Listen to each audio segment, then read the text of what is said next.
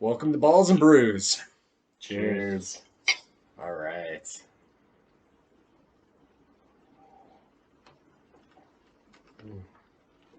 So this one we're doing it a little different, y'all. As you can see, we're sans our third right now. We're down. Down Mr. in Zach Amigo. Downing, yes, he it has unfortunately come down. His little boy is sick, and so is he. So we appreciate him not coming out here and giving us cooties. So to touch on that, what we did to throw ourselves a curveball, instead of sampling beer for the first go, Trevor, I sincerely think you make the best old fashioned that I've ever had. So please tell these folks how you do it. Well, thank you, Chuck. Seriously, We it's delicious. love whiskey in this house. Whiskey. And yeah, so I'm always making old fashions. Either, you have the backbone with the vanilla, or the orange, or a cherry. I like the cherry. This one happens to be with the cherry. Yeah. It's just Tullamore was on sale, so got some of that whiskey. Not gonna knock it. And then a little bit of bitters. There's a Marionberry bitter that I used along with Nice a nice dark cherry Nice touch. and the Serrano.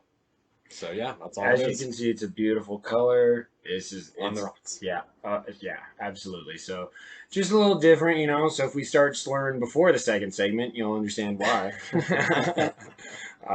So let's get some updates. Let's start with the NHL, you guys. All right. Hockey's been fantastic. I watched the Kraken unfortunately lose the other night. The Dallas Stars have tied that game up. There's another game, I believe, tonight just started. Yes, the current game is New Jersey, Carolina. Carolina's in a closeout game. It just went into overtime. That series 3-1's Carolina. Yeah, so I hope you're watching it because that's where the electric. Also, we'll get into the NBA because that's happening too, which is great.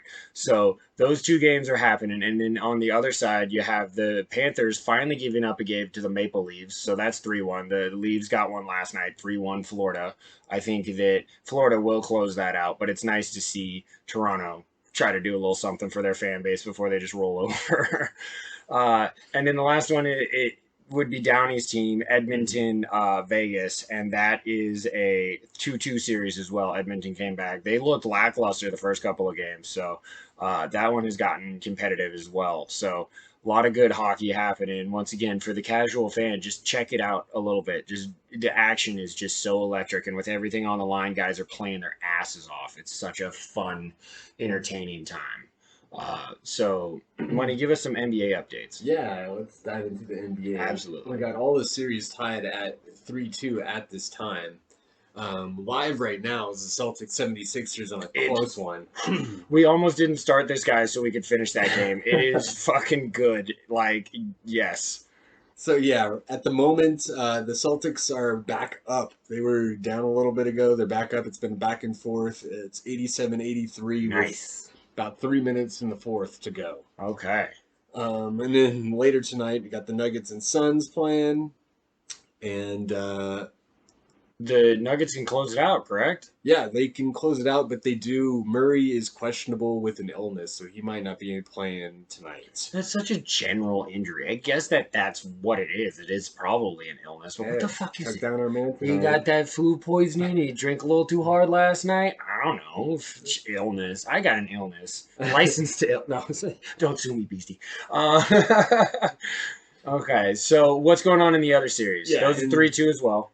Yeah, and then so tomorrow there's the 3-2 matchup against New York, Miami. Miami trying to close it out. Jimmy Jimmy's might be been the the man. story of this playoff so far. Bronson had a really good game last game. Who's that? Brunson. Oh, Jalen Brunson. Yeah, absolutely. Okay. Yeah, no, he's been a little bit of a roller coaster. He's been really good some games and fair to middling in others, but he hasn't been in his back.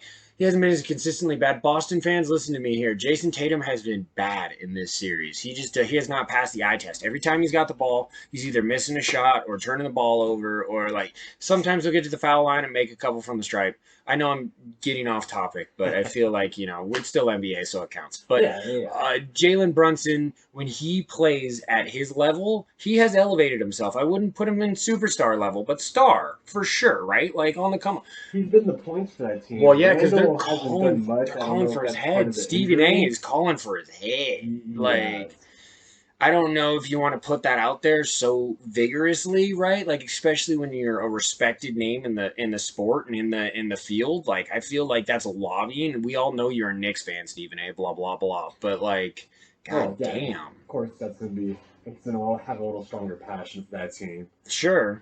So the takes might get a little crazy. They do, as they do on this pod as well. I've said fuck this person and fuck that person. So like, I'm not, I'm the biggest hater on this pod. I'll be the first to admit it.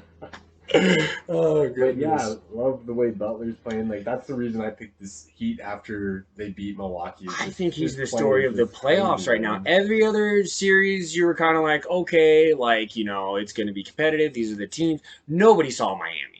They did the backdoor entry in through the play-in tournament, and then Jimmy was just like, Jimmy was just like, now it's time to give a shit. We made it, and get on my back, team. Like there have been some other good performances, but Hemi Butler been out there fucking been on fire. NBA Jam style. Yeah, he's on fire. Dude, I still play that game. I still have an emulator that plays that game. I need to look up some cheats and get Bill Clinton. Bill Clinton was an unlockable character. Shout out to the NBA. Bring back NBA Jam. You guys tried and you failed. Mm-hmm. They updated it and they tried to do this whole 3D arcade version and it sucked, you guys. No, it did not. Like just bring me back the crazy, they did bring back the original announcer. He was the best part. Yeah. Like if you closed your eyes, yeah, exactly. All the classic phrases were about. So that was cool, but it just didn't play the same. It just wasn't as when you went ooh and you push people, it wasn't as gnarly. Like you used to feel it back on the SNES. Oh yeah, we might have a gaming section at some point in this pod too, because we are nerds. Let's be honest about that. We'll get there. Yeah, we might. To wrap it up with the last game, is the Lakers-Warriors. God, that's big news too. I knew we had one more series. I don't know why I was drawing a blank on that one. That's a huge series. Yep, AD is listed to return. It doesn't sound like he's going to be out with a concussion or anything, so he'll be LA in the game. Needs him.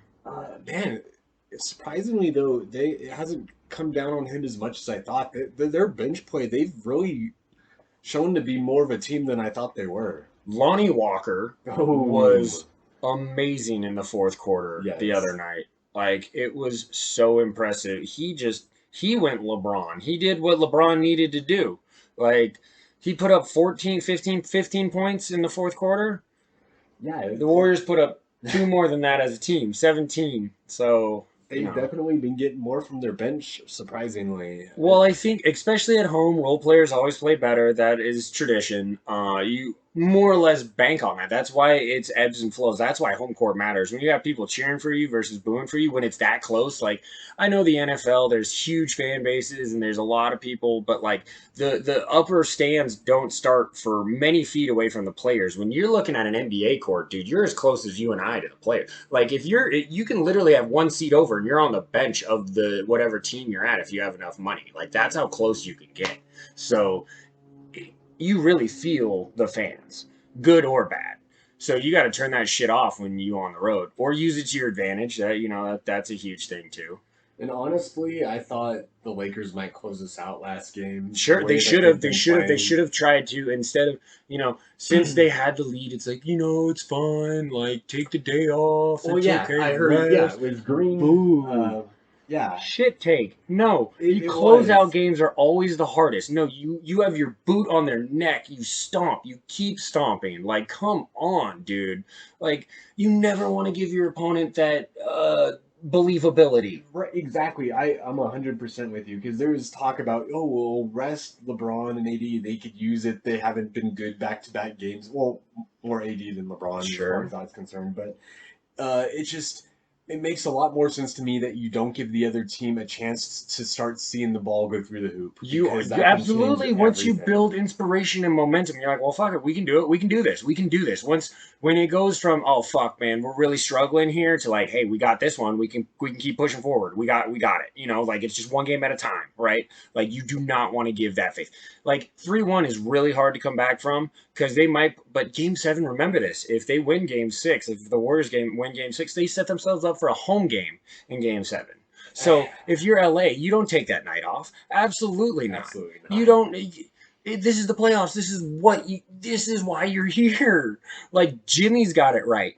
Meander, just get into the playoffs, I suppose, and then kill people. He is out here sniping, and I want to see that killer spirit out of LeBron and out of AD and Out of Lonnie. Clay.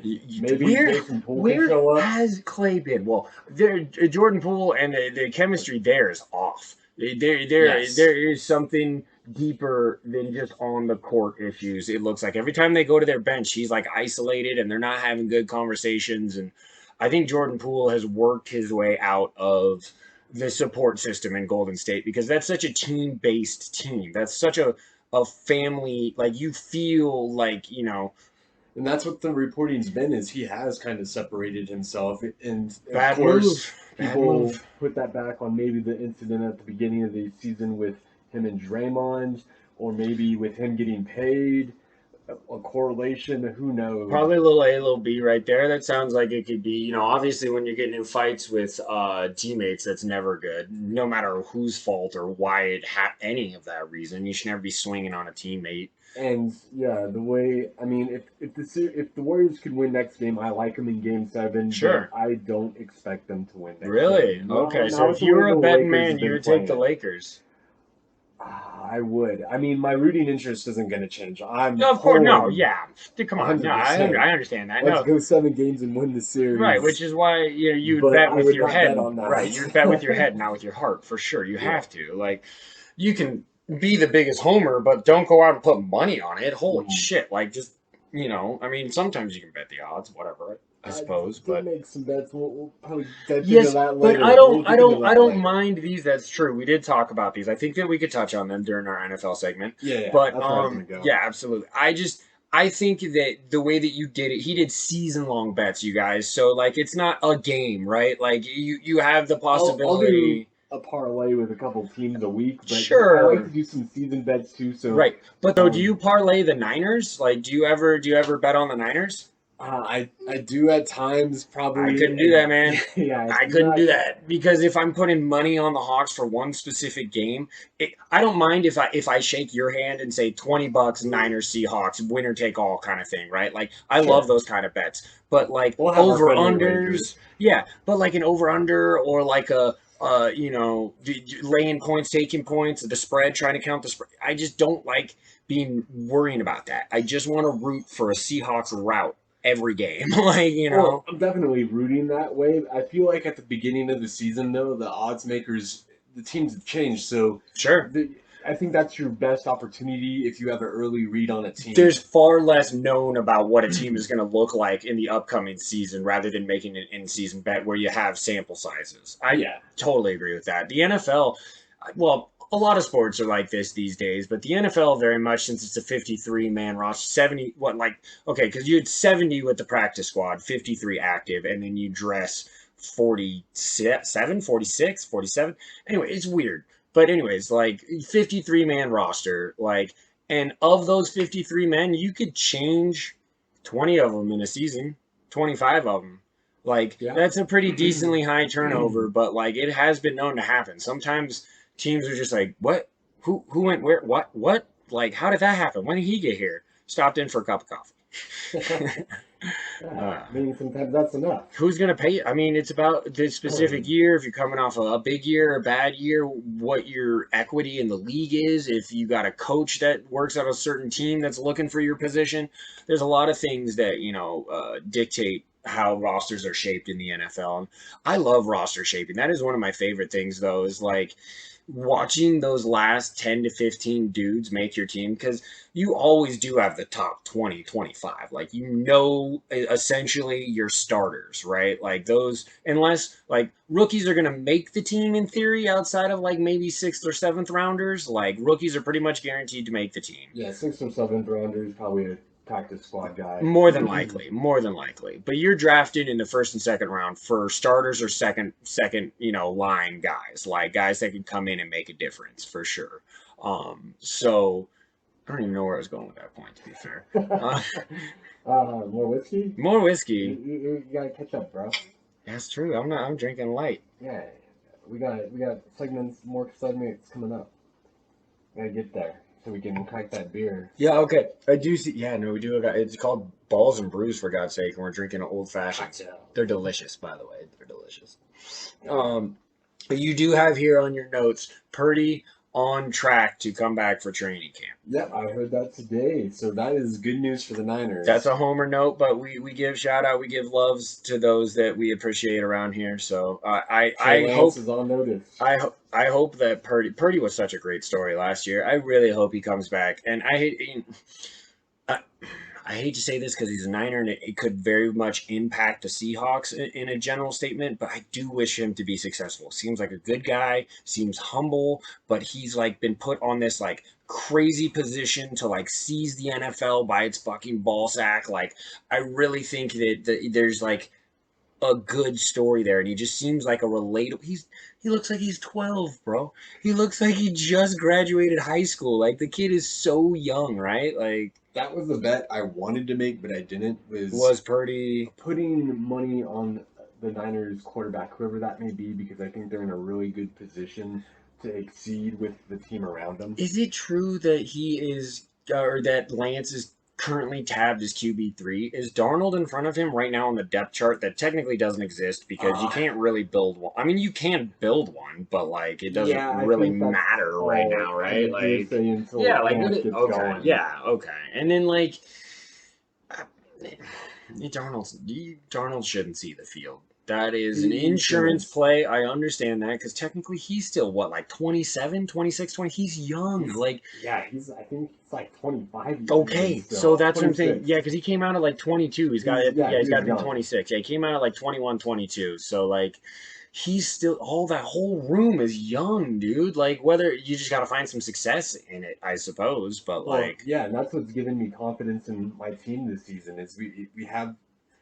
The chances that both quarterbacks get hurt again are low. I like who we have there, and the rest of the team is great. So, all right, so here's what we're going to do, y'all. We're going to kill the rest of these old fashions, and then we're going to come back. Our second segment's going to be dedicated to the NFL schedule. Just dropped today. We're going to go ahead and give you some highlights, our takes on some big games, and what we're excited for, what you should be looking out for, all right? So we'll see you at the bottom of these glasses. Yep. Cheers.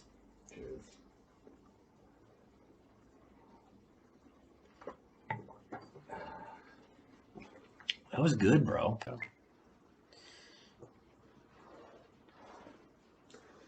Welcome back to Balls and Brews. Yeah. Cheers, Trevor. Got our brew. Oh my God, it smells so good. God, I can't believe. There's no way. There's no way. Okay. So you guys look at this beer. Okay, this is an Imperial Hazy IPA. Done by the one and only New Belgium. Okay, they're out of Fort Collins, Colorado. You guys, the craziest thing about this beer is that it drinks at 9.5. Okay, there's no way. It tastes like a 5.5. Way too easy to drink. The juice, it literally, you guys, if you like a fruit punch, I am not exaggerating when I tell you, like, it's kind of got this fruit punchy after flavor. It does. Like, for a beer that drinks at 9.5, it almost tastes like Hawaiian Punch. Like, it's so good. It's so good. Trevor, what do you think? No, that's what I'm saying. Like, as far as New Belgium goes, this is my favorite beer of theirs. My favorite beer of New Belgium's, it's called Tubalo.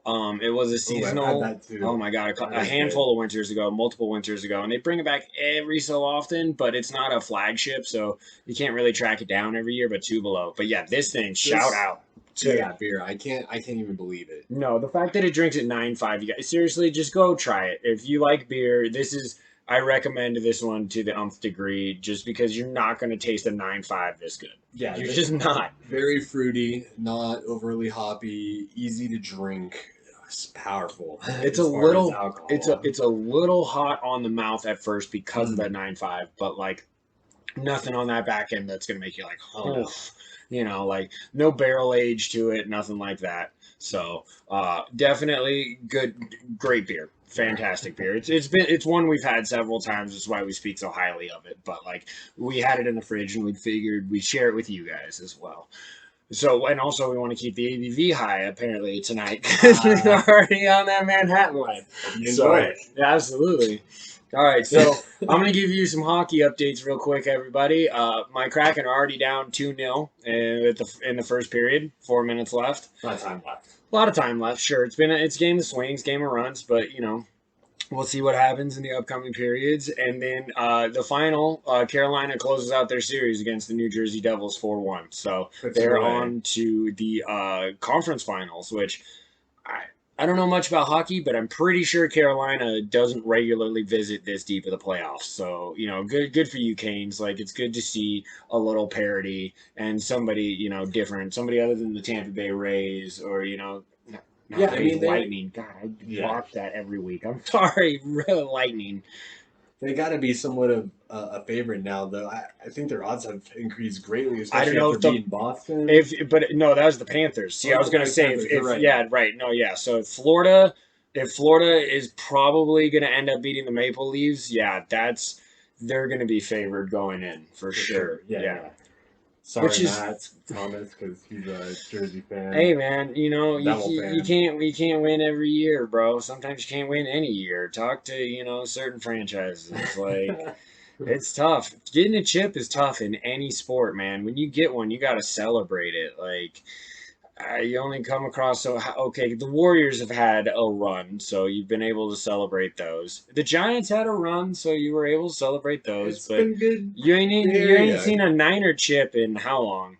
Since you were a child, right? Yeah. Steve Young. Yeah. So I mean, been a little bit for that storied franchise. Against the Chargers. Oh man, they smashed them in that Super Bowl. Yeah, sure. I mean, it's not to say that they once weren't relevant. No, they're extremely relevant. They get to the NFC Championship game and even to the Super Bowl. Jimmy missed a pass. Fortunes would be changed if that pass wasn't missed. If Emmanuel Sanders comes down with that ball and that touchdown is scored, that is your 7th chip. Then you'd be up there with the Patriots and the Steelers. No, I mean you're sixth, right? You have 5. I'm sorry. Yeah. Yeah, 5. So it'd make it, I only have 1. So what am I sitting here barking about fucking chips for? But let's get into the I'm sorry. Before we get into our NFL schedule, I'm just so excited. We're going to give you some NBA updates because a game just went final, right? 76ers went final. Okay. Celtics came back. And we got ourselves a 7-game series there, man. Yeah. Right on. Like 85-86. Kind of surprising that final score with how close it was during our first segment, right? Like I didn't expect that to finish a 9-point game. I thought that would be a maybe 2 to 3 point kind of game, but looks like maybe, I guarantee you it turned into like some fouls happened and Boston kept making them and then Philly just couldn't come back. And yeah, sometimes that does happen. Sometimes you can lean that way, but man, the end of an NBA game can last an eternity, right? Oof. Yeah, and I mean, we were talking earlier, we think Boston's a better team on paper, but Philly's been playing really Absolutely. So, they have a lot of heart in Philly, man. Embiid doesn't want to lose, and like I was saying earlier, man, Tatum has not been playing his best ball. Like Boston, Jaylen Brown is showing you why he wants that money, and Jason Tatum is not. Like, I think that Robert Williams has played well. I think that Brogdon has played well. I think that there are other pieces that have stepped up and made that team Marcus Smart, like for some reason he's great defensively. He's a little turnover prone on the offensive side and sometimes takes some shots that I don't necessarily agree with, but he's been playing well. So yes, good matchup.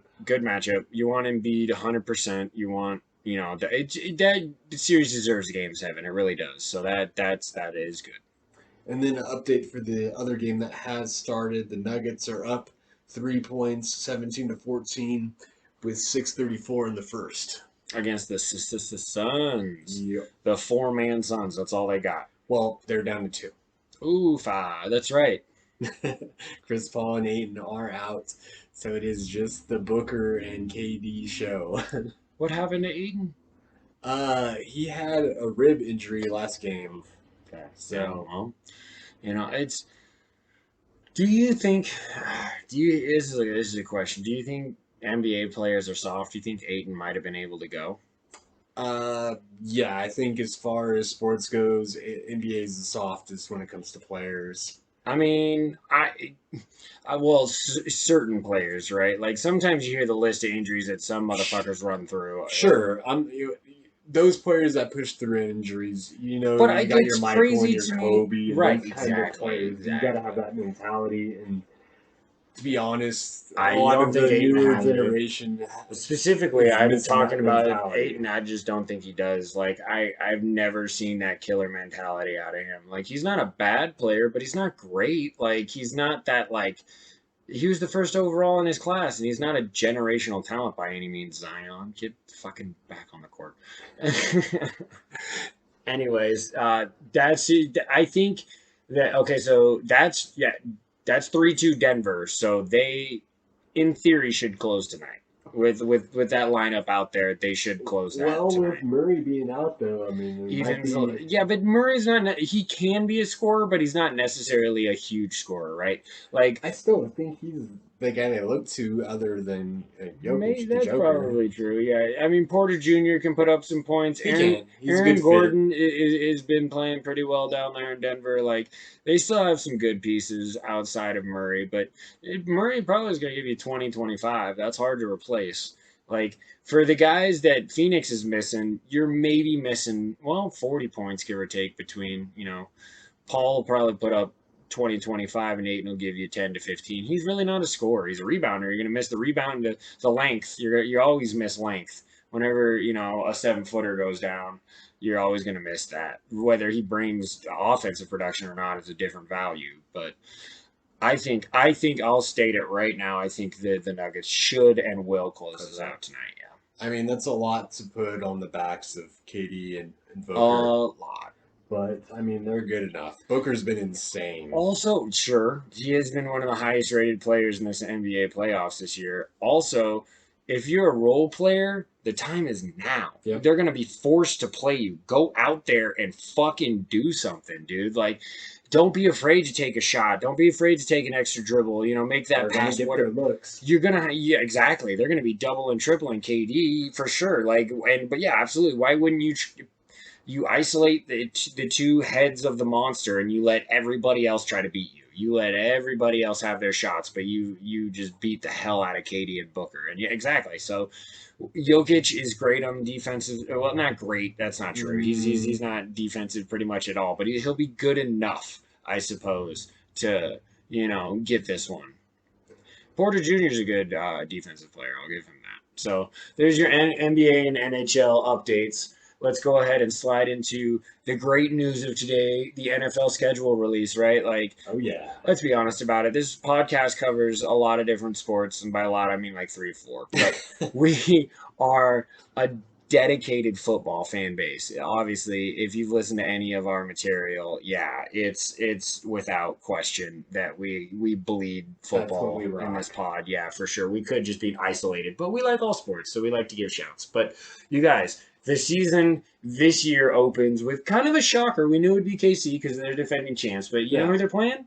The Lions. Shout out to the Lions, man. I think that NFL gives them a little love, knowing that they're kind of like they were a darling last year. I think a lot of people have their eyes on them moving into this season. They made a lot of good moves that drafted. We questioned the first round. Everybody did, but like they made a good back end of the draft. They could really be prosperous with the team that they have up there between the defensive signings that they made, and if Goff throws for 35 to 38, 100, yeah, absolutely. Like, and I think that the trade, getting rid of Swift wasn't necessarily going to be super hurtful. Like, No, and bringing in Gibbs, that move makes so much more sense now. and they got Montgomery to be the bruiser, so they have the bruiser and the shifty, catch out of the backfield kind of guy. So yeah, that team is on the come up. So good for you, NFL, for making that. I think that Dan Campbell will rise to the occasion and have his team ready.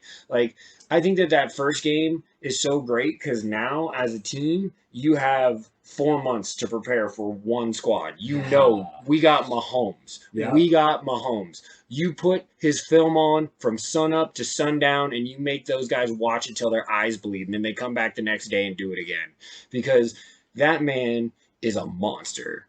Patrick Mahomes, I dislike the Kansas City Chiefs in every part of my sports being, but god damn is he fun to watch. Like, that guy is Top of the game right now. yeah, dude, he's doing things. His arm talent, his ability to make plays that other guys wouldn't, or his incompletions look better than some guys' completions, man. And to no surprise, I think Kansas City has more games as far as primetime games go. Maybe not as far as the night games go, but just like a lot of nice matchups throughout the season.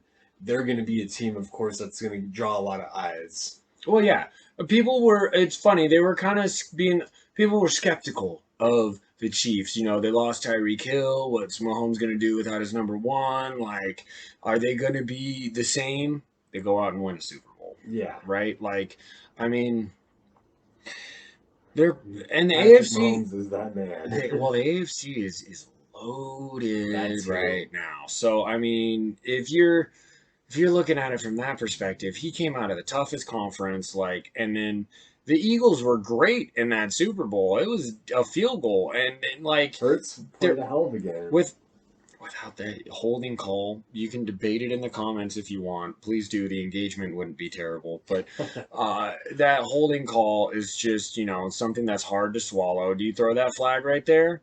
Yeah, they did, sure. And was it holding? Yes. Yes. Hard holding? No. It depends on how a ref has been or a team has been calling the game, right?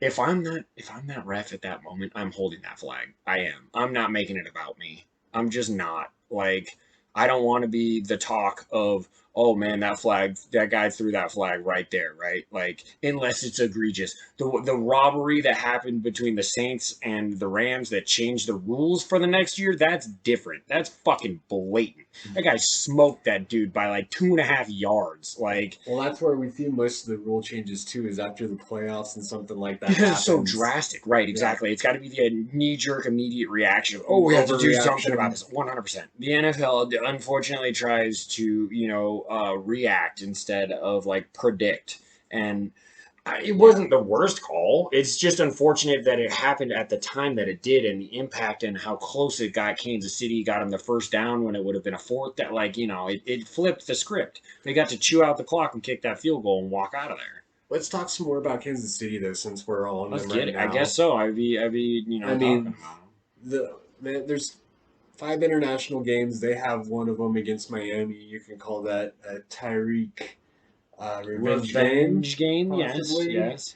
Tyreek's already on some other podcasts talking about how he knows all the play signals and calls, and they're gonna have a new old coordinator. Bieniemy's out of there. They're gonna literally have all new. That's what I thought after I heard that. I'm like, okay. I mean, you and even still Andy Reid's system, but stuff isn't a change. And even Tyreek, let me tell you something here. You're an amazing player, a freak athlete, and you could probably beat my ass. But the point is, I'm gonna tell you that Andy Reid is smart enough to know that even if you know his plays, Patrick Mahomes and Travis Kelce, they're better than you. They're going to go out there and they're going to fucking score anyway. Should be a heck of a game, though, if Tua is healthy. That's a good Is matchup. Tua going to be healthy? I mean, that's a big question. You guys tell us. Is Tua going to be healthy? I want to hear from you guys. Because if Zach was here, he would guarantee you that he's not playing all 17. And from everything I've heard, a lot of people are on that train, too. And then some of the other big matchups for Kansas City, they have, of course, the Super Bowl rematch, right? Yes. Philly So we got the Super Bowl rematch. That's another primetime game. Yeah, it has to be. in Come November, on. November 20th. Yeah. November 20th. So just before Thanksgiving. That week Yup. before Thanksgiving. Some other key matchups. There six matchup between Allen and Mahomes. Buffalo at Kansas City. That's great. Yeah, That's great, that's dude. December 12th. That's or the 10th. that's this generation's Manning Brady kind of, right? Like that's kind of what that's shaping out to be. Two Well- AFC Titans that like always find themselves in the regular season battle and then a postseason battle sometimes too. You Like can throw Burrow in that mix, which is the AFC Championship rematch, which they also have at Kansas City, December 31st, right before New Year's. Sickums, dude. That's a schedule. See, like yeah, so Kansas City. That's what I was You talking did- about yeah, with that no, schedule. that's so good though. They should be challenged. They were, the Super Bowl champs should go into the next year with a tough schedule. That's actually how I don't know if any of you guys know how the NFL schedule is made, but it is determined based off of your placing of where you finished in your or in your division, not your conference, but in your division. If you're first, the next year you play all of the first teams in the other divisions. So you automatically get, in theory, a tougher schedule based off of last year. Yep. So that's great. They're not trying to, create these boo-boo matchups. They're trying to find the best teams at the best times and matching them together. Now, things can change year by year, absolutely. Teams change, but I do appreciate that a lot. Absolutely. I feel like the NFL does it right when it comes to scheduling and the draft. Again, like other drafts, like there's a lottery for the NBA and such, and I mean that makes it exciting as well. But as far as giving the team at the bottom It's by a chance position. to bounce back, How easy is that? It's by position. But I guess the idea is, if it was by position and they're worried about tanking specifically, I think you see that less than the NFL than any other sport, though. Because yes, players are playing for that contract. 100%, and because Life is short. exactly, that's what exactly I was about to say. Is like the average NFL athlete plays for what I think it's like 2.5 years, 3 years, like, and that's just an average, right? There's obviously guys that play forever, but the vast majority of guys are struggling to make squads, and if they do, they make it for a year, and they bounce in and out of the practice squad and the active roster, and like it's not easy to be a fucking football player, dude. No. Like you got to make that bag when you can get that bag, and you gotta like you have a finite window, like in the MLB specifically, how they draft you to put you in 1A, 2A, 3A. Very rarely do you come up and start your rookie year in the big leagues. We just much more a process unless you're that blue chip guy that's just Trout. lights out, Right. from day one. Yeah, but that's rare. That's Yes. that's Very rarefied rare. air for That's sure. like the NBA player going from high school to the NBA. You see They're it, trying but to bring there's not that as back. many. Well, you don't anymore. They got rid. They True. made it the one and done had to happen, and they did petition. I don't know. I think they're going to vote on it at the end of this league year to see if they want to bring back the which I'm fine with. I like- suppose, yeah, you're 18. It doesn't matter to me as far as the age. 18 versus 19, I could give a shit less. Like that 1 year in college, it's just because they were trying to secure the rights for colleges to keep, some sort of funnel that kids have to go there if they want to. Well, they don't have to go that way, but that is the best way to go to get into the league the quickest. there's more options. You now, can too. go internationally. Yeah, You can, go yeah, D-League, yeah, you can, yeah. But even still, like, I just think that, well, I would take the college year. I think that'd be crazy. Yeah, I think so too. Absolutely. But like, it's moot if you're ready to go. LeBron was clearly ready at 18. Kevin Garnett was clearly ready at 18. Kobe was clearly There were ready those at 18. players. Yeah, like There's we're not talking. many of them. Yeah, but no, they- exactly. We're they're talking there. about generational talents, no doubt. Like those are all guys that are Hall of Famers for. But you knew that's the whole point. You knew at 18 these kids were fucking special. They might need a little meat on their bones, but they know the fucking game. Like, so what's that 1 year at college going to do, Zion? That didn't fucking do anything for you. I guess I'd just keep shitting on Zion throughout this pod. But, like, it's not... I'm okay with that rule if it does come back. I don't know how we got back onto the NBA. Yeah, but to take it back to football with the schedules, we have 5 international games. Too many. It's a lot. Too many. Have them all listed for the United States at 6:30 in the morning. So, I mean, if I'll you're watch 'em. off that day and get up that early, Sunday? Oh, I can. Yeah, it's not so bad. Just to go over them real quick, of course, we already went over the Kansas City, Miami, and Germany. There's another game in Frankfurt, Germany as well, Indiana and New England. And Indianapolis? oh yes, my apologies. Correct. We're talking a lot of basketball. Yeah, Sorry. I did that. Indy. There are 2 games in London, both with Jacksonville. One against Atlanta and the other against Buffalo. I don't like that, you guys. I hope that you don't like that. Comment down below and tell me if you do or don't like that. I know Jacksonville is supposed to be like the London team. They've played the most games in London. Obviously. Yeah. 2? Just when your team's starting to get good again. You only play 17 games total. 2 of them are not on the soil.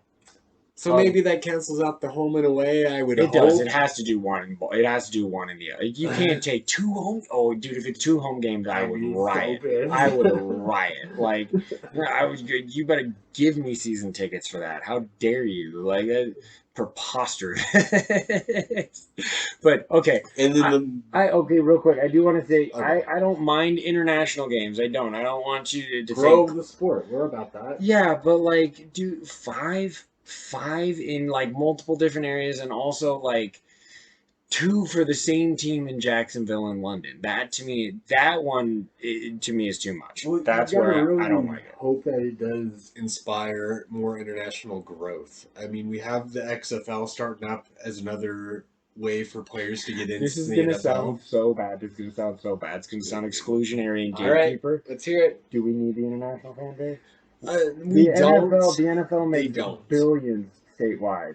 Billions. But wouldn't it be cool if the rest of the world loved football as much as the United States? No. And we had I like that.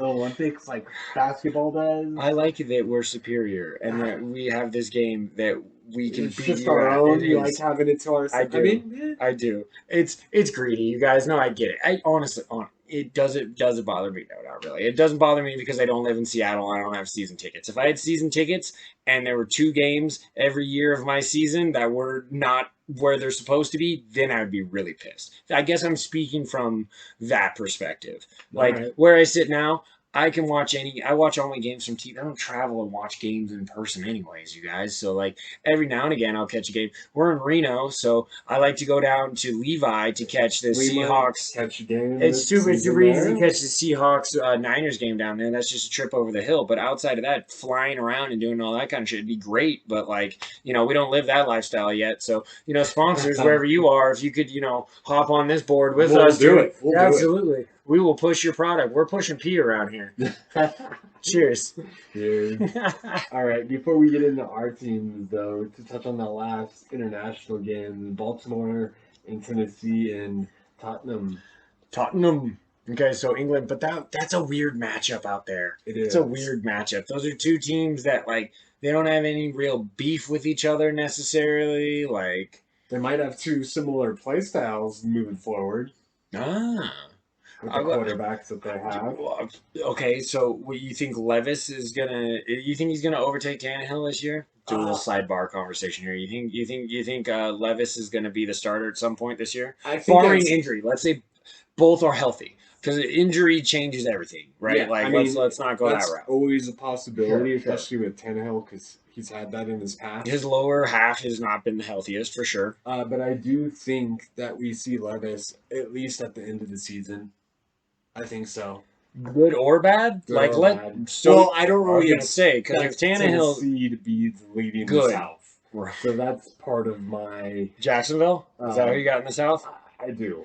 You gotta think that Trevor Lawrence has the most experience out of all those quarterbacks. Well, Tannehill does. But... Well, yes, true, but Lawrence is definitely the better prospect. Well, And yeah, the yeah, team his ceiling seems to is. be We know what better at this Tannehill is. point. We still think that Lawrence is getting better. Where he's at now is really good. He's in front of Tannehill now with the ability to get better. So I don't disagree with you there. Right, Like, and then your other two quarterbacks are rookies. are rookies, right? For so- sure. Yeah, which is great. Like, and well, okay. Do you think Richardson starts week 1 in Indy? Not week 1. I think he starts sooner than later, though. I think they let Minshew start the first couple games. I didn't see when their bye was. If it's an early bye, I Sure. would expect him to take over after that, or when What there's a nice matchup. You know what's been crazy about Minshew is every time he's gotten benched, he's been playing pretty well. I do like Minshew. I Like, gotta I'm pull hoping for he the plays guy, well. man.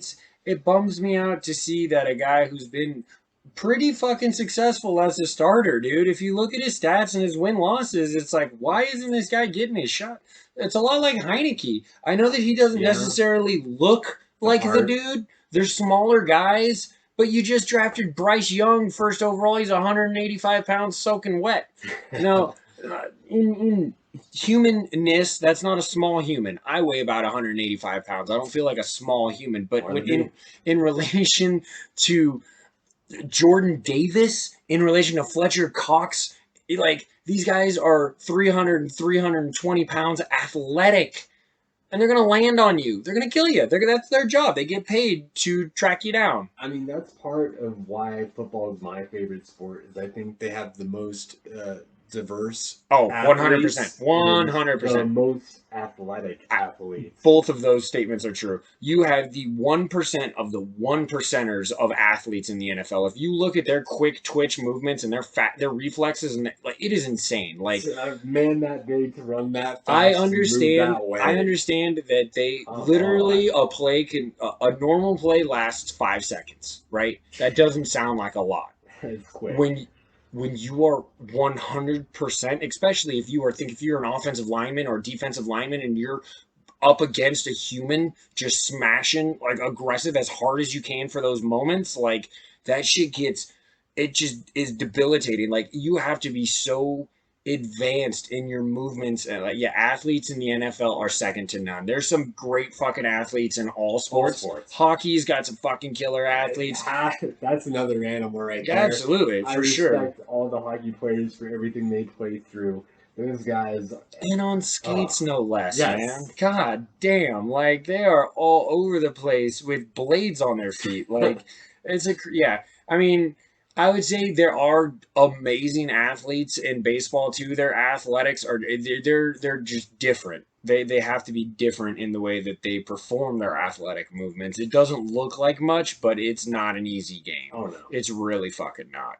And like I think that if you're gonna sit there and be a fucking, armchair quarterback and sit there and bitch, this guy's not good and this guy's not good, you ain't got it, dude. Shut up. Like, the reason why we talk about sports is because we couldn't play them, okay? I can appreciate something. We played them, but we weren't good enough. That's it, dude. We were the 99%, not the 1%. I love sports. Love sports. Our hard work wouldn't match the freak athleticism and genetics that some of these dudes just inherently have, man. And like when hard work and talent or genetics or like that foundation come together, that's when you get the best in the world, and that's when you get shit like Patrick Mahomes and Josh Allen on television. Yeah, dude, that's why the NFL is king, dude, because they just are so it's hard not to watch when a play is happening. Like you're like, what the fuck is gonna happen? You just don't know. Yeah, and it creates plenty of drama to keep you interested.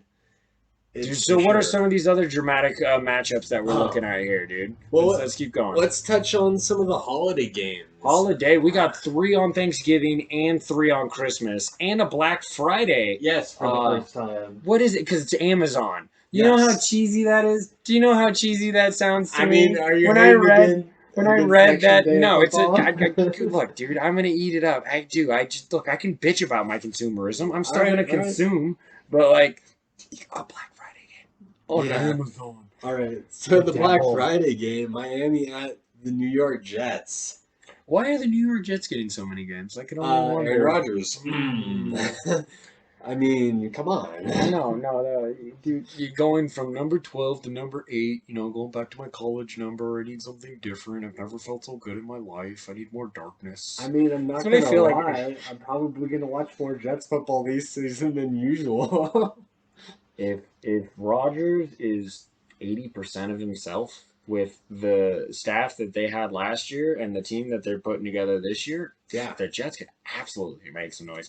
Buffalo, I think they could challenge Buffalo. that's what I'm saying. Buffalo's Buffalo the was a favorite, little shaky, obviously. sure. But everybody had them almost like clear AFC champs going into the year last year, and I they don't- fluttered. They did, and I don't think it's that clear this season No, with all the changes. No, for sure. agreed. No, that's what I'm saying. And if Tua can stay healthy, oh my lord, there's so much speed in A lot of Miami. firepower Oh there. my god, there's a lot going on in Miami if they can put a quarterback under center. And I'm pulling for you, Tua. I really do want to see you. I've been trying to pull for you before the concussions were a thing. Everybody was saying you weren't the dude before last year, and unfortunately, the head injuries have worked their way into your narrative. But the kid's got a fuckload of talent and a big heart, and I think that he still, if they can keep him upright, I don't know, man. It's gonna be the herd round world the first time he gets brought to the ground, right? Like it's gonna be really like, sure. that's how I felt about when Peyton Manning came back from his neck fusion surgery. I was just like, dude, this could be bad quick. Like, I also do like kind of seeing the success branch off from my team as well with the coaches, both Sure. in New York and in Miami. dude, they're all over the place, and you just got Rand Carthon hired as a GM. That's why your compensatory picks are so rich, And man. that's how we make the Absolutely. draft work.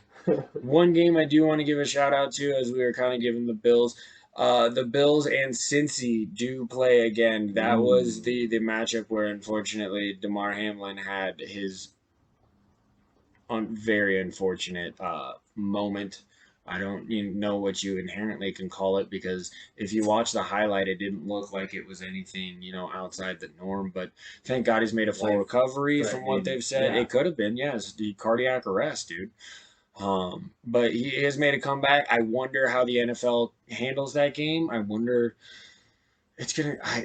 He's been cleared to play, and he will. But once again, that's one of those, man, where like you just hold your breath, right? Yeah. Like you watch something happen to that man on that field that doesn't happen to 99% of guys that play this game. Now, injuries happen all the time. Gnarly injuries happen. Broken bones, torn tendons. Coming back from those injuries too, man. A lot of Sure, respect sure, to dude. players. Yeah, fucking Adrian Peterson came out and dropped 2,000 the year after recovering from an ACL injury He's a different guy. that he popped in week 16. That's the craziest part. It wasn't like he popped it week 2, week 3, and then rehabbed the entire. He literally had an off season and came back and rushed for like 20.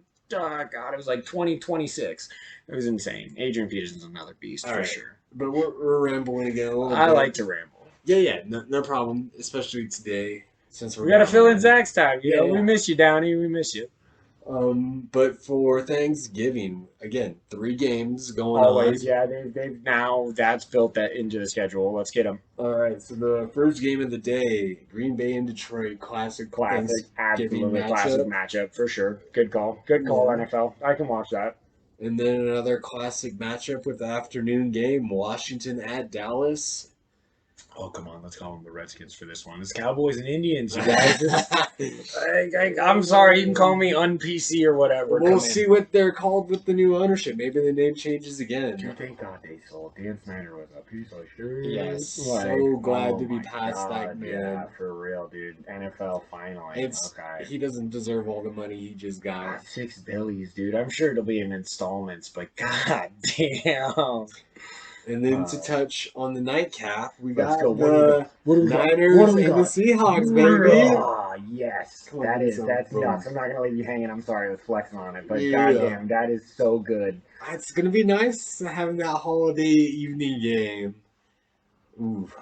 Gonna be full of food, enjoying our that's true. We're gonna have to come back for it, because how many ever like it is a tradition, right? Eat mid-afternoon, like pass out, right, and then wake back up second win for right sure. there.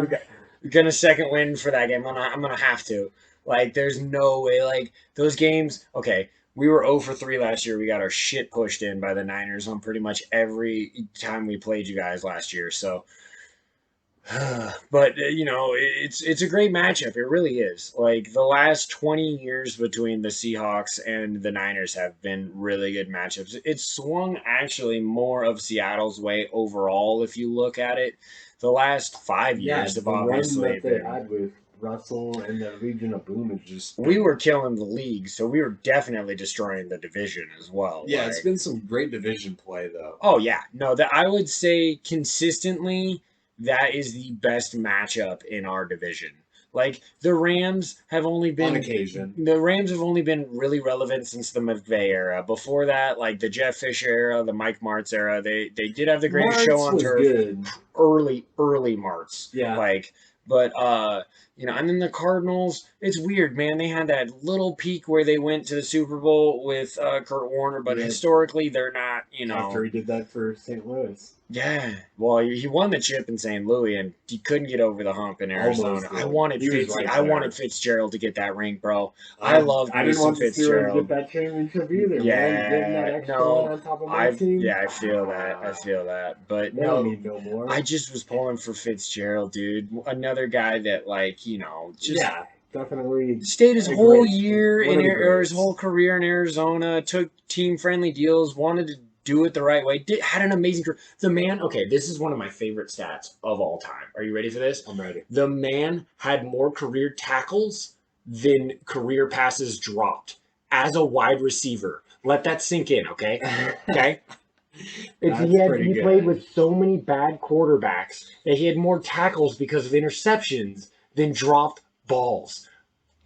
You can't find stats like that. Like that's the greatest thing I've ever heard. Yeah, like come on, shout out Larry Fitzgerald. I know you were a career long Cardinal and fuck the Cardinals, but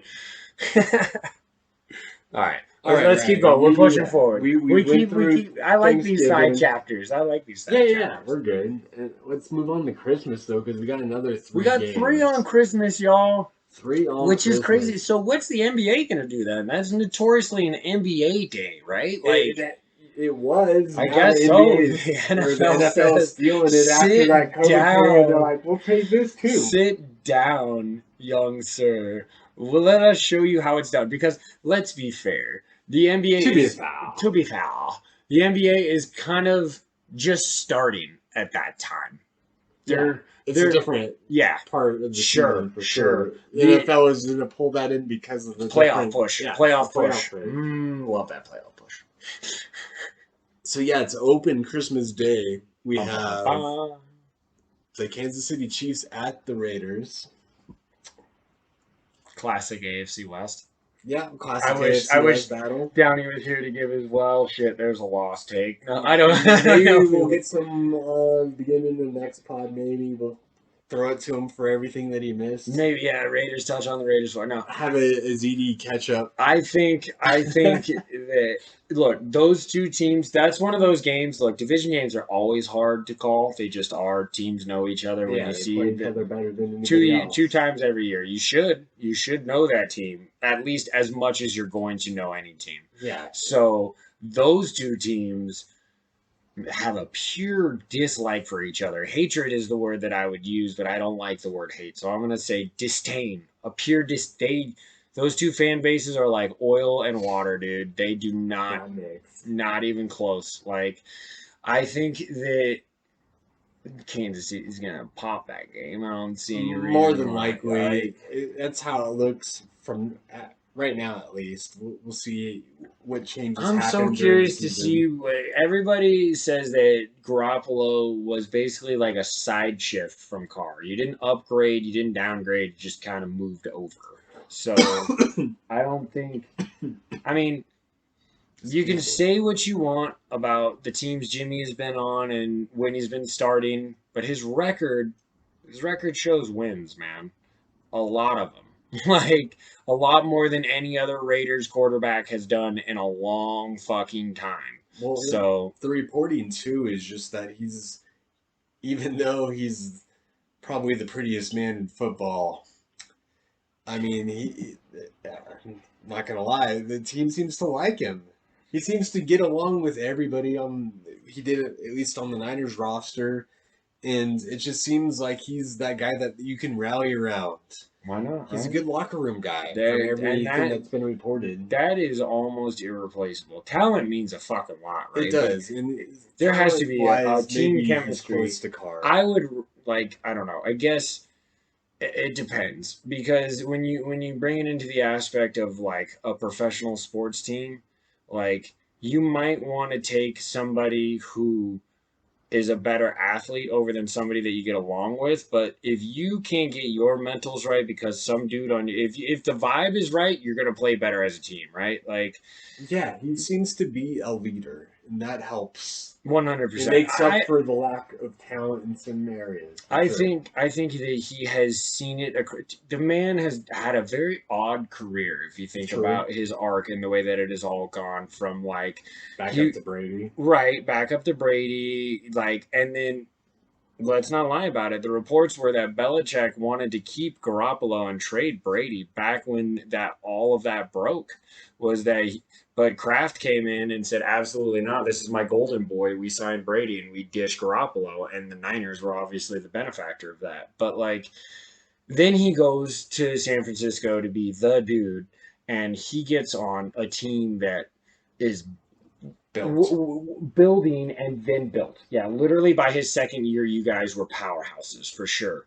And unfortunately, the injury bug caught him. He as the tab starter, when he's supposed to be the every game starter, has not been overly reliant in his health. That's the biggest question mark with the Jimmy G experiment going into Las Vegas, right? Because you're not getting any younger. I feel he's a guy that is not only confident, but gives other players confidence, and that's what makes him a good guy to have on your team. Sure, clapping from the sideline, though, because your best ability is availability. Right. Jimmy, get on the field. Get on the field, Jimmy. And his time in San Francisco, I believe. Still got another bag in Las Vegas. Obviously, they think the talent is there. He just swept up another almost fucking $30 million a year going to LV. So, you know, he's not a scrub. Jimmy's not a scrub. Nah, he's doing well in Vegas, I'm sure. All right, what else we're touching on here? Those were the holiday games. Oh, well, we still have the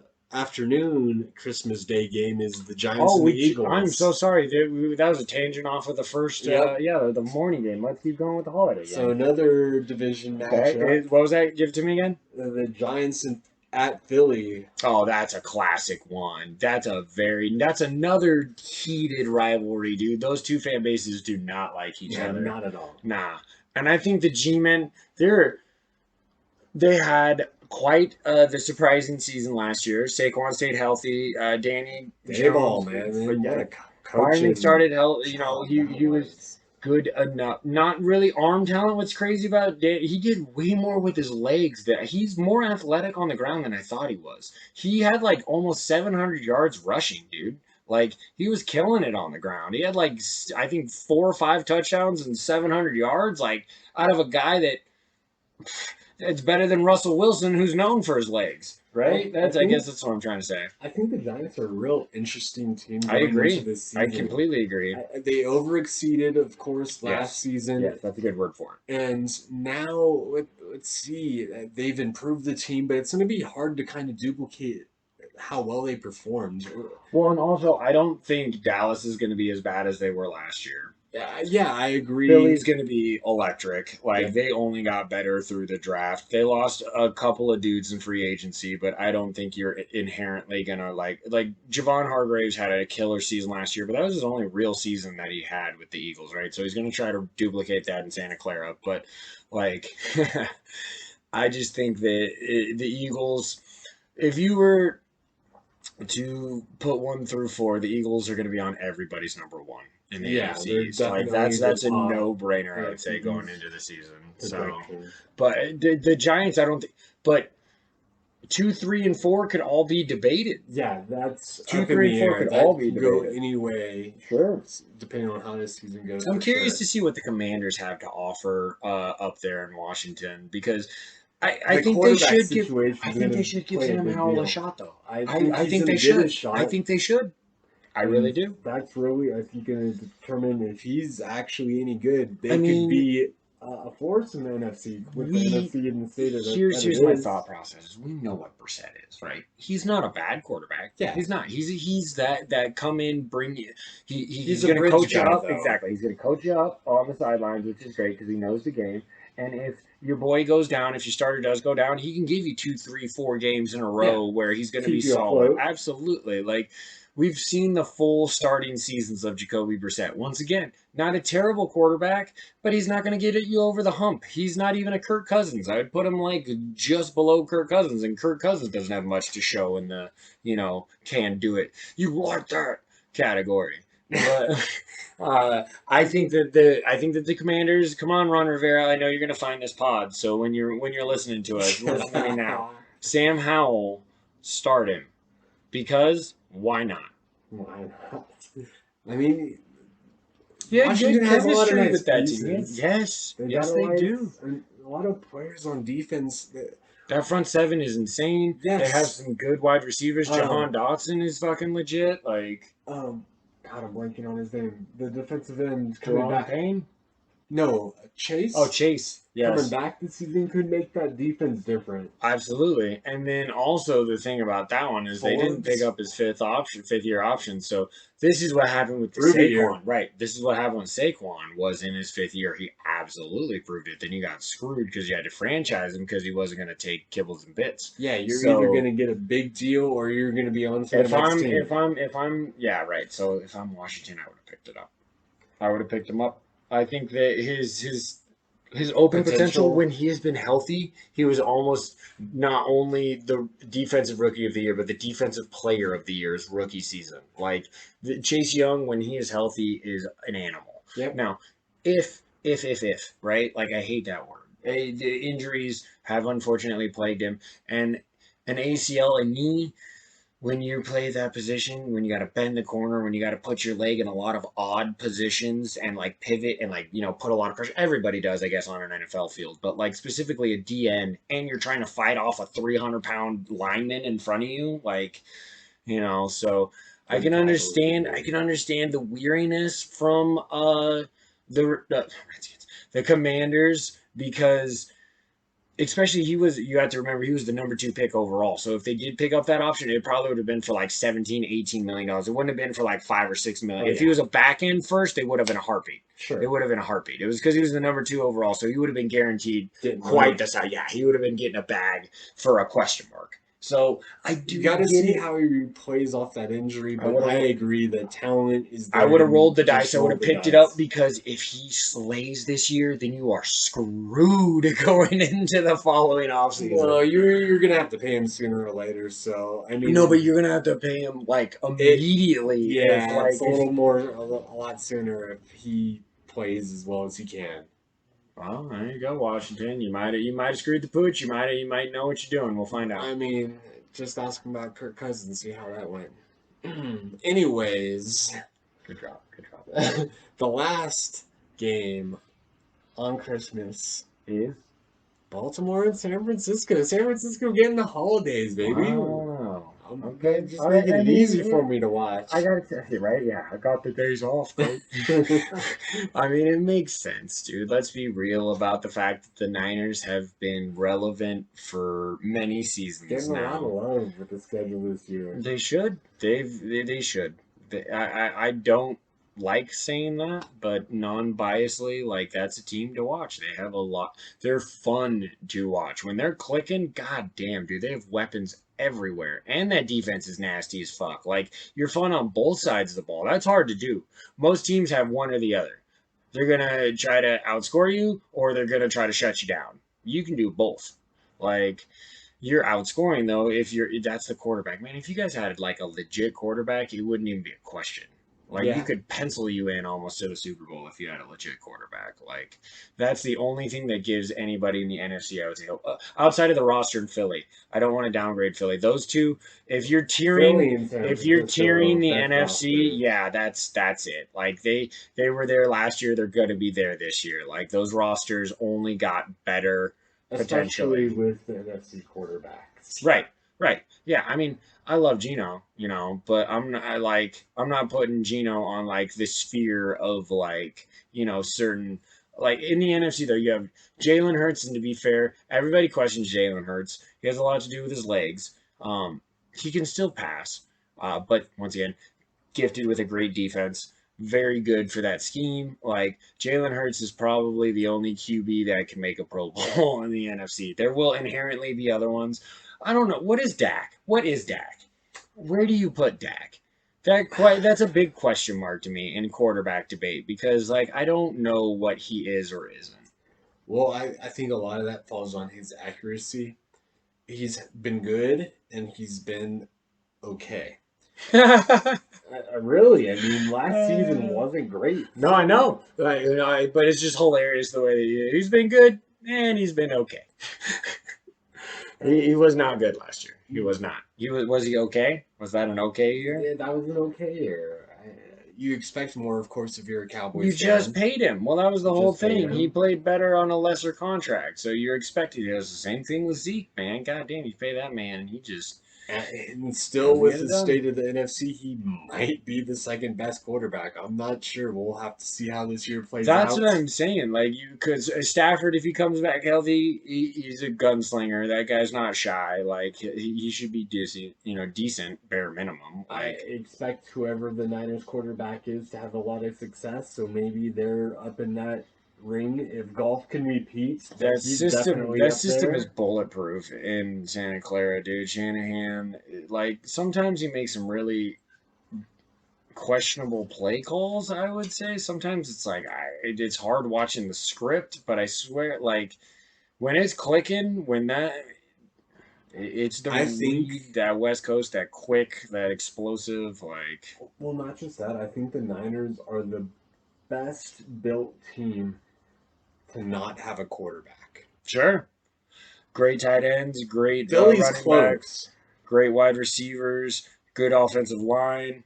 Like, you're literally, then you flip the end. You were the number one defense in the league last year.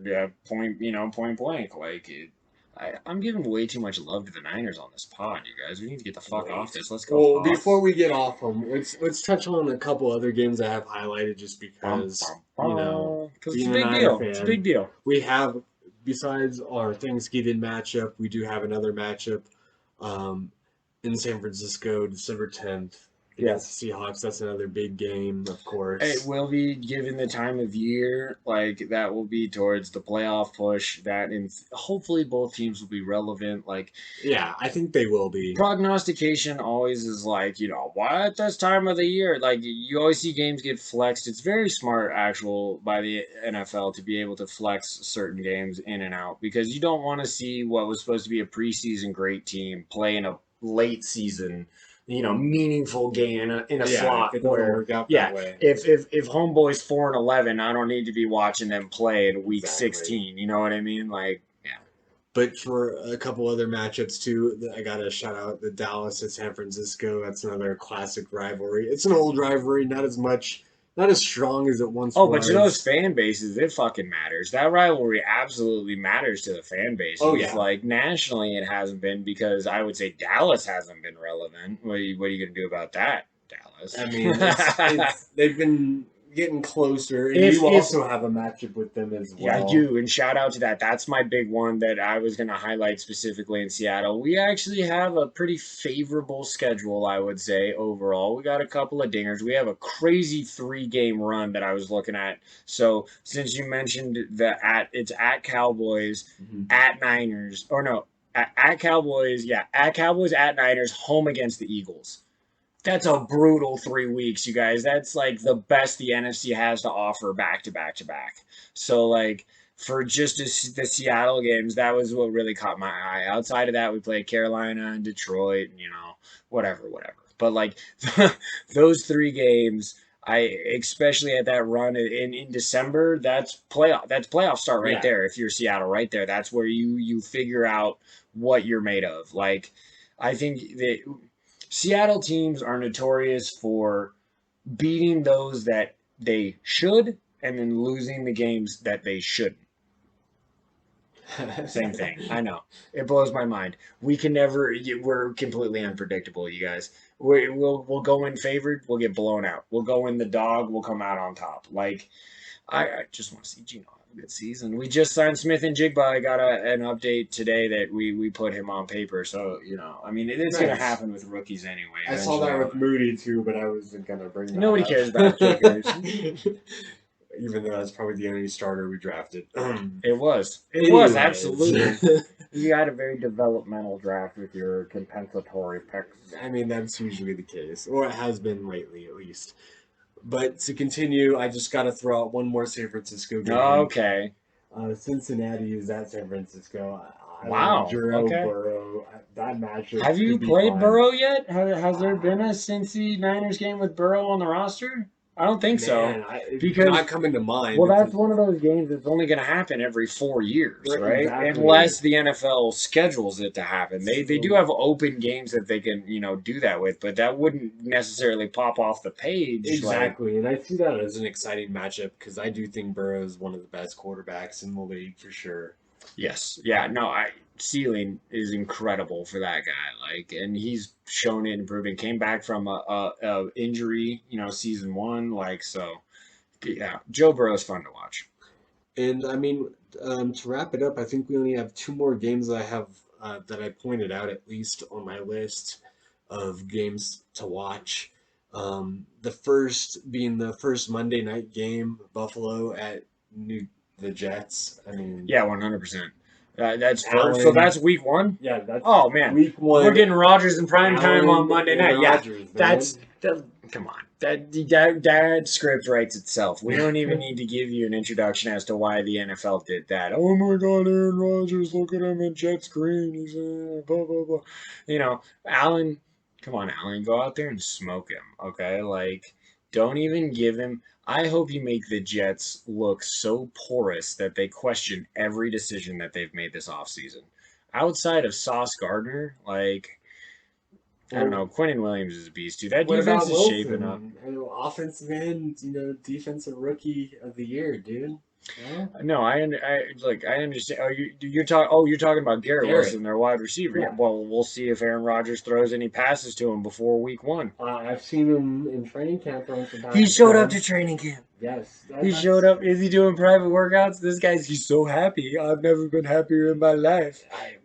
I'll touch on that a little bit more later with my bets. Hey. But just the last game that I have on the schedule of note is just the first New England game, just to honor Tom Brady in the home opener. That's really it. I mean, New England, because he finally retired. yeah. So we'll give him that. Yeah, I dislike that man, and for a We little both do. while, We all 3 do, really. I know. I honestly think he's okay with Tom Brady. Because, Really, I yeah, think he would have the most hate because of No. the Tuck rule. I honestly think he does. I think he likes Tom Brady. I hate to say that, but I'm pretty sure Zach is okay with Tom Brady. I say that while he's gone. While he's gone, I'll have to ask him when he might stop in for the 3rd segment though. He might be able to make it. I'm not quite sure. We'll see. There could be a little foreshadowing there, I guess. Well, that does it pretty much for the NFL schedule. Okay, let's be honest. There's a shitload of games we didn't cover. There's Oh, 260 plus games, So Just highlighted some of the big ones, the big notables, matchups. for Yeah, sure. I'm sure the Jets are going to be on prime time all the goddamn time because of Rodgers. So, Yeah. all of those matchups with Allen could be. I know he plays Mahomes, Jets, and Kansas City play. That could be, something to watch. So, we only touched on well, obviously we gave the Niners a lot of love, but it makes sense because going into this season they are, viewed as one of the major contenders, so they will have a lot of national games.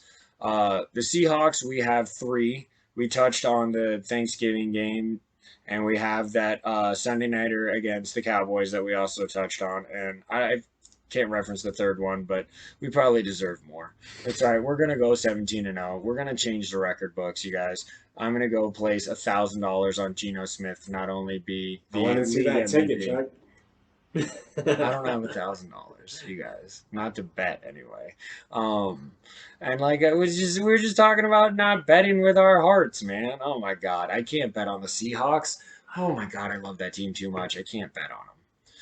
But I do want to hear some of your bets, sir. We're gonna close this segment with some sports book talk, I suppose. So let's get it. Let's get all into right. that. Yeah. I want to do that now. But we're closing out the NFL. Sure. Well, let me pull that up real We're quick. gonna pull that up because these bets aren't terrible. I would say these are good flyers in consideration to where you put the money.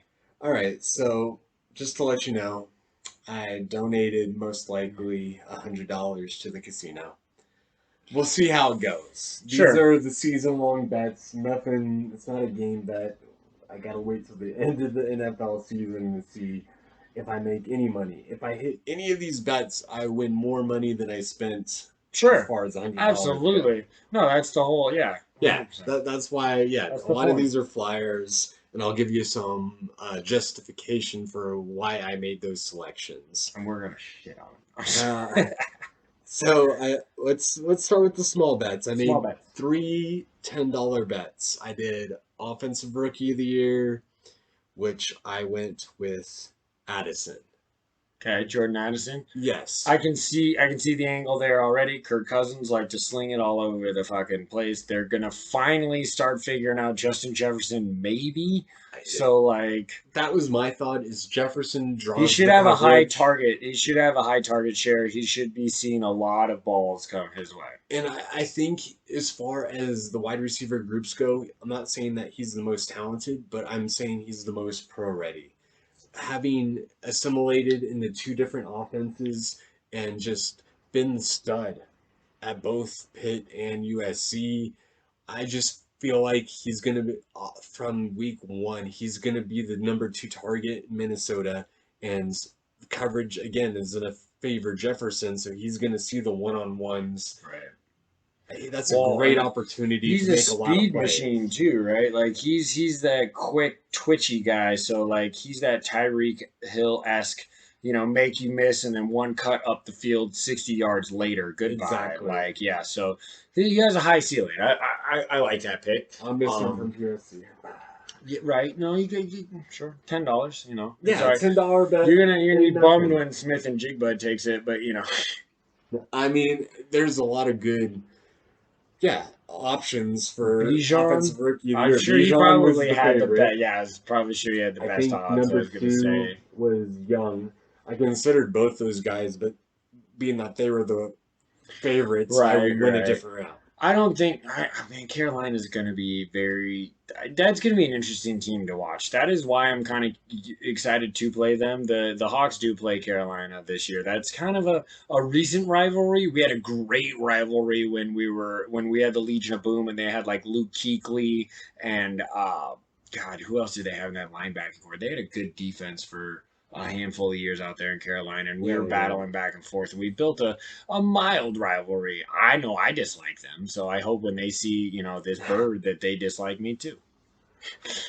Let's keep going. $10 bets. Yeah, so my second $10 bet, I went with defensive rookie of the year. Sure. And I went Campbell because the odds were really good. Jack Campbell. Yeah, no one. Detroit Lions. Yes. Linebacker. So no one really expected him to go in the first round. Nobody did. Dude, that was the biggest stun of the first round. Well, not the biggest, but one of them. He was one of the biggest for Sure. sure. But my logic was, in that defense, he is going to be the guy. He's going to feast. I could see him being Brian Urlacher-esque as far as the defense runs through him. He's going to see the tackles, gives him an opportunity for forced fumbles, fumble recoveries, interceptions, possibly sacks, as they don't have another guy really besides Hutchinson.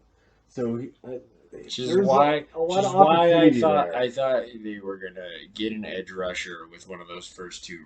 Yeah, and he isn't really an edge rusher, but I think it could give him a couple sacks, and then if he could add on to that with some turnovers, that could be big with all the tackles he's gonna get. That's good value, as they say. That's a good value bet right there. It was definitely more of a value bet than anything else. Sure.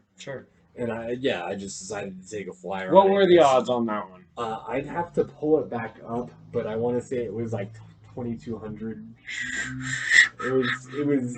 You it hit was a $10 bet on that. Yeah, Come dude. on, get out of here. That's exactly. Dude, we're popping bottles and money. That's what I was saying. I'm like, $10. $10, whatever. Oh yeah, dude. I'll donate that. Yeah, dude. You turn that into 22 G's. We out here, son. What are you talking about? Exactly. Oh my god. So then my third $10 bet was for MVP, and I think this was also a 2,000 to 1 bet.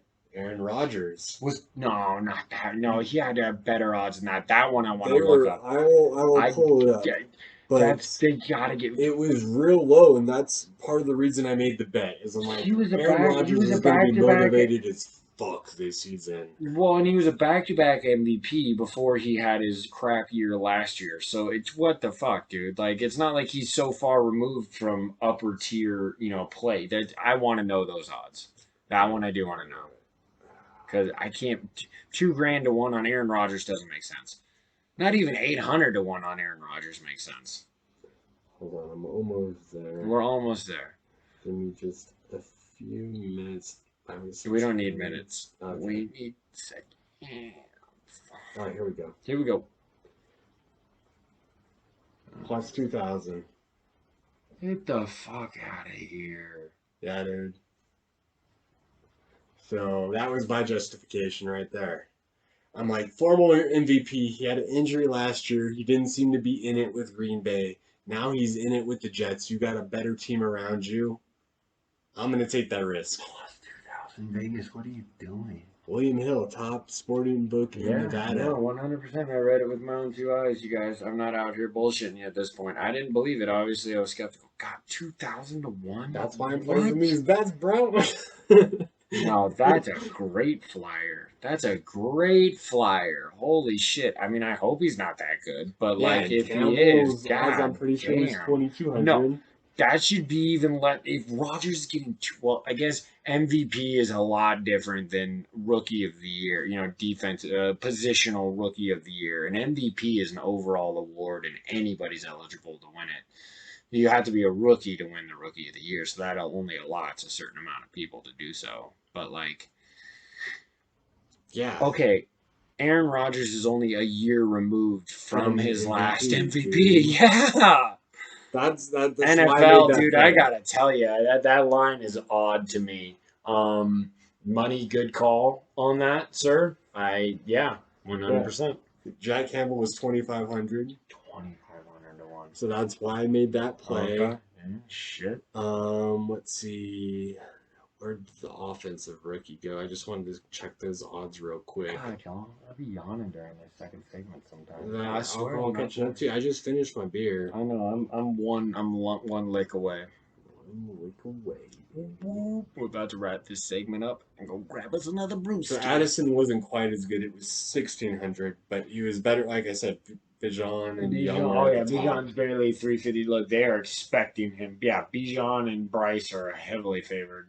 No, I really like the Jordan Addison call because of what we just talked about and the odds on top of that. Like, Bryce Young is going to have to ball the fuck out to get it. Like, Bijan, I think what doesn't make sense about the Bijan pick to me is, I guess Arthur Smith saw Derrick Henry and Bijan Robinson, and he's expecting to get 20 totes, 25 totes a game.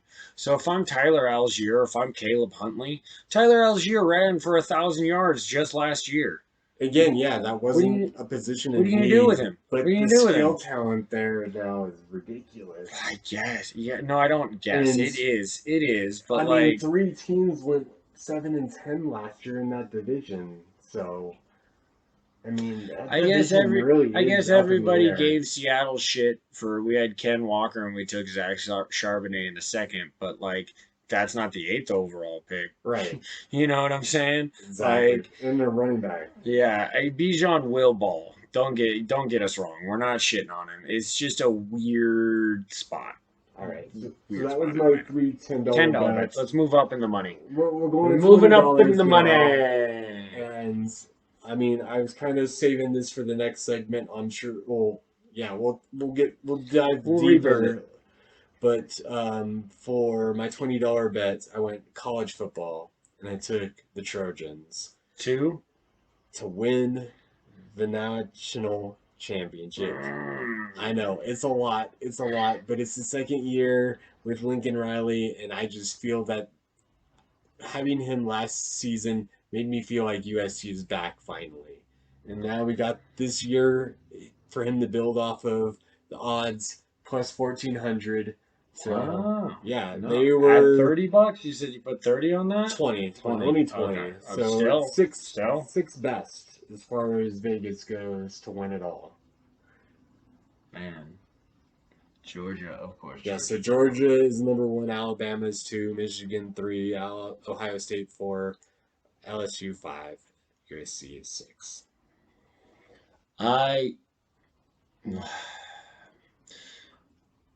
That's not a bad bet.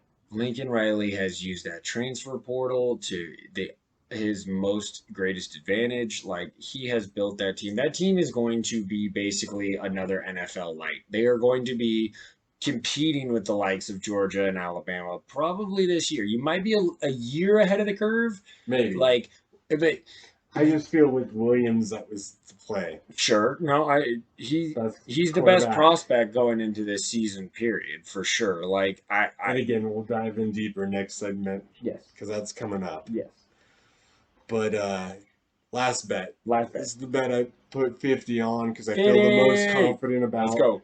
It's my homerism.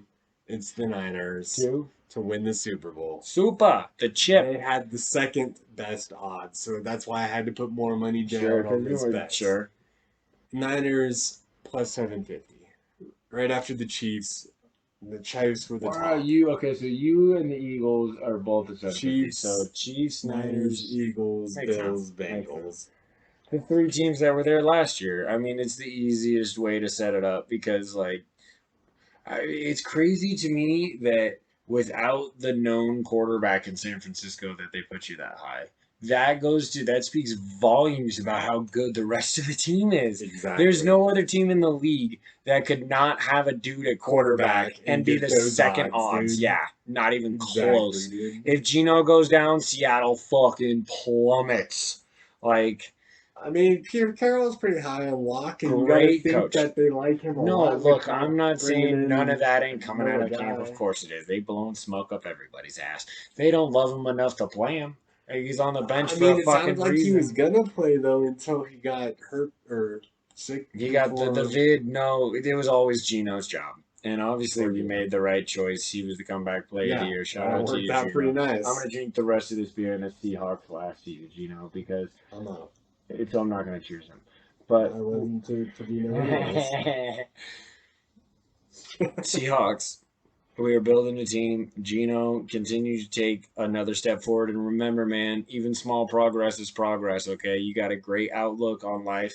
You know, they wrote, but I ain't right back, all right? So let's keep it fucking going, Seattle. I want to see 12 victories this season, 12-5. I'll settle for 11-6. Let's see what we get. And that does it for our second segment. Yeah, that does. I'm going to finish this beer. We're going to go refill, and we're going to come back with our two favorite segments, the Common Sense and our Fandom. Thanks, guys. Yep. Cheers. Cheers.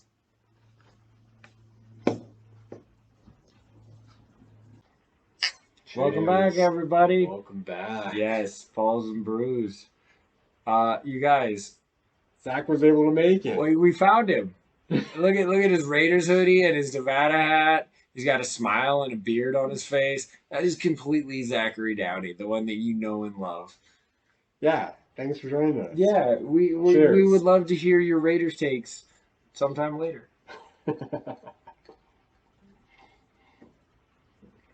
Shout out Heather. That's great. I enjoy that so much. So this right here, we are sampling a third beer. It's a revisit from last week, Duck Hunter. Yes. By Beer Zombie. So we won't go into too much detail, but it's a nice little IPA to settle it down. It's nice splitting a beer at this point, you know. Yeah, especially after the cocktail in the Imperial. 9.5. Shout out Juice Force. Yeah. All right. Well, let's cue in. We're gonna give you some final updates. Well, not final updates as this is our last the segment. show. These aren't final updates of the games, but right now my Kraken trail the Dallas Stars 2-3. So we're getting Close. closer. It's in the Close. third period, about 17 minutes left. They say a lot of hockey, but that shit will evaporate. Like 17 minutes can go, fairly quickly. Oh yeah. But I think that we can snag another goal and nail us tied up and see if we can get it back into OT or even get 2 goals and because down by 1 you got to keep the goalie in the entire time, right? Oh, It's a yeah. straight up game, like so that's I think that Seattle has staged some really good comebacks this season, especially in this postseason. So it'd be nice if we could do this here now. Go down 3-2. Let's go, Kraken. Yeah, could be another tonight. Unfortunately, in the NBA, we're not so lucky. Blowout. The Nuggets are just killing the Suns, 85-62 with 7:44 in third. I mean, there's a lot of time, but this game. I'm not gonna lie, I put that on wax as soon as that's the matchup just wasn't there tonight for Phoenix, and unfortunately, it's a closeout game in the playoffs. That's not just a random game in fucking October. Like that's the most meaningful game of your season, and you don't have the dudes that you need. So, Boston tied it up. So my pick for the Eastern Conference is alive, but our Western Conference picks is just about to hit this kids, and also your Eastern Conference picks in Milwaukee. Yeah. Didn't go so well. Yeah. Still don't agree with the Budenholz fire, but he honestly seems okay with it. He was like, you know what, I'm chill. I want a chip in Milwaukee. All good. I mean, he's set there at least. Sure. No, he can revisit that city. He's got the key to the city, that dude, for sure. I still think that it was a hastily fire is how I will say it. So let's go ahead. Let's crack into our common sense. This is a good segment. We always like to touch on something in the something that we view to be something a fan should be upset about, right? Isn't that more or less what our common sense is? Like, do you have any common sense? Do you not feel this way about this? Do you not elicit a certain action? Like, so what do we got? Well, being a Warriors fan, there's been a lot of news on them lately. ESPN reported that Steph is 0-12 in his playoff career on potential go-ahead shots in the final 45 seconds of the fourth quarter and OT. And I think that kind of just plays into just ammunition, really, for haters on the Warriors or Steph in general. Is that specifically playoff games? It did not say. It did okay. Not, oh, yeah, it's his playoff career. Okay. So that is playoffs. So playoff games. Well, let me tell you something here. Okay. That's a very unfortunate stat. Okay. That's not good. However, how many playoff games has Steph played? Well, it was only 0-12 in that situation. Right. So what I'm saying is, like, within that, like, he's blowing teams out. He doesn't have to take games. Right. He doesn't have to take final shots. He doesn't have to. You don't. Like that scenario doesn't happen often for the Warriors. Let's go. And what you got to understand is Steph has his own gravitational pull. He is what the Warriors play through and defenses play against. Sure. He draws that defense. Like, before, Steph got a lot of hate for not winning a finals MVP. Even though I would argue the first finals that they won together that went to Iggy should have gone to Steph. Steph commanded the attention, which allowed Iggy the plays that he was able to make. And he came through. He was big. But that's just another part of, like, the hate against Steph. Like, oh, he didn't have the finals MVP until he got one last year. And now we're going to the point of, well, is Steph clutch? Are the Warriors dynasty done? It's a big rush after just winning the championship to make that leap. We just spoke on the idea that Rodgers was 2001 to win the MVP, only being a year removed from being the back-to-back league MVP. We're way too quick to move on. That is very much an unfortunate recency bias. That is a thing in sports. The common sense is you should have more know-all to especially in the game that we are in today with Steph and Clay, shooters never die. That game will only That's the game continue. that ages. And It does. It does. just hearing people talk about him not being clutch and the Warriors dynasty being over, it makes me feel dumb just listening to that. It really Basura, does. it's trash. It's early. I understand you want to be the first on it, but you're way early. Okay, we're 1 year removed. Just You're the defending a champions. couple What do you mean? changes, and with Steph's game being the game that it is and can age, You're not this even isn't removed. over. Technically, you just hung the banner. The banner is still in your house until somebody else takes it for the The next Lakers year. haven't beat us yet. All right, Not the at all. series is still going. No, absolutely. It doesn't look good, You but s- we're still there. But the idea is, don't. Okay, I've shit on Tom Brady through this every episode of this podcast that we have had. I've found a way to do that, and the thing that I will say, I guess, that is redeemable about Tom Brady or whatever angle I'm trying to get it with it, you don't bet against him in the playoffs, right? You just didn't do it because it's Tom. I know he's 43. Yeah, it's It'll Tom Brady. just hurt your wallet. It's legends find a way. Those who really mean something to their respective sports find a way to step up in the biggest stuff. He has 4 rings. You he has as many as LeBron in like what is his finals record? He's only lost the one to LeBron, right? That was the one that they lost. We lost to Toronto too when That's KD right. and Clay went down. That's right. Yes, that was the Kawhi year. Yeah, Kawhi right. was great. Yes, but unfortunately, you were banged the fuck up. That's Yes. right. That's what happened. Injuries cost us that finals That's for right. sure. Okay, so, yeah, and then the idea is that Draymond costed you the first one with kicking LeBron in the nuts. When we were up 3-1. If Kyrie doesn't make that shot, history is different. But he did. That guy. If Ray Allen didn't make that shot, history is different in LeBron's world too. So True. it's funny that it is a team game for real. There's individual accolades that happen across all sports, but we literally referenced 2 of the biggest playoff shots of all time that impacted 2 of the greatest players of all time. Yep. It can happen that way where you don't impact that very moment the same way that somebody else did. But, getting up to that point, Steph is the only unanimous MVP that the association has ever seen. He was so far removed from anybody else the year that he won it, which was 19, I think, 18, 19, something like that. Yeah. Either way, that's when he reset the record for fucking 3-pointers, and he just don't write off talent. Don't be too far out in front of it. Don't sniff your own farts and think that you're they're on their downside. You don't fucking know.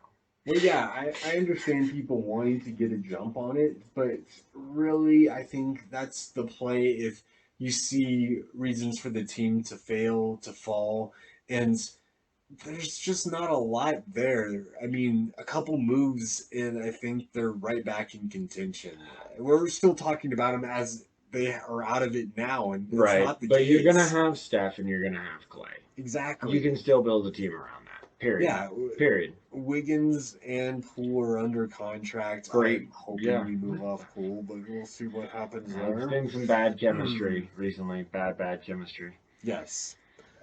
Let's go. Let's knock out this fandom now, right? All right. Okay, so normally we have individualized topics, but as our silent friend over here cannot contribute to this this segment, we're gonna go ahead and touch on. Trevor and I are gonna share a fandom. We're gonna give you one view, different perspectives of the same topic. I'm gonna go ahead. I'll lead in with this one here. Yeah. It's in relation to college football. And my team, the Washington Huskies specifically, and his fandom's going to be about SC. We kind of touched on it earlier, which is why he didn't want to give away all the details, but we got plenty left. Plenty left. I'll give Trevor the floor in a second. What I'm going to speak on is the idea that, the Washington Huskies, okay, I never played collegiate football, and I actually moved out of the state of Washington well before like my like late teens and all those kinds of years to be a prospect up there or whatever. But like when I was a kid, my Pee Wee football coach knew the head football coach of the time at the Washington Huskies and got us basically a private workout. We got to tour the facility. I got to see Husky Stadium, the old Husky Stadium, not the new one, but the old one that was actually on campus. And it was insane, man. Like, if you know some of these names, I caught a pass. Raiders fan will know this from Marcus T. Osasopo. Like, I have such a deep appreciation and love for that program because it gave me, something to cheer for as a kid, and I still do to this day, even though, I haven't been to a UW game in quite a while. And the time that they actually traveled to UNR that I went to go and see them, I'm glad I didn't because UNR actually won that game, and that would have been quite embarrassing to be in Husky colors to lose to the Wolfpack. Mm. But it's just also to speak on the pageantry, and the love of college football in general. There's a deep, deep fandom for that. Like, I know you guys, hopefully, if you've watched some of this pod, you've seen me in my throwback Husky gear. Like, I have some Rose Bowl stuff, and I have some stuff that it's really meaningful to me, that program. Specifically, football. Basketball is dope in Washington, too, but, like, that football program consistently puts out good DBs. Running backs every now and again, some wide receivers, but DBs is probably where we make our bread and butter for the NFL. So we're reputable in that sense too. But I just Relevant in the Pac-12 too. yeah, which Years, we're gonna fucking unfortunately pump down to the Pac-10 because fucking Big Daddy USC be chasing money over here.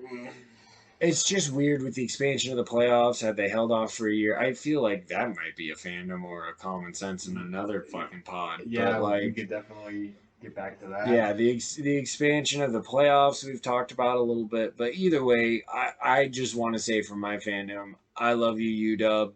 I fucking pull for the Huskies like in all sports. Like it's very easy for me because it's nostalgic, and I just think that it's something that even though I didn't go, that's not my alma mater. I never went to college in the first place as far as academically or whatever, but like I definitely rocked the purple and gold with pride. So, fandom, shout out to that. Cheers. That is some deep-seated fandom. We're going to drink to that for sure. And to get into mine, which is also deep-seated in a way.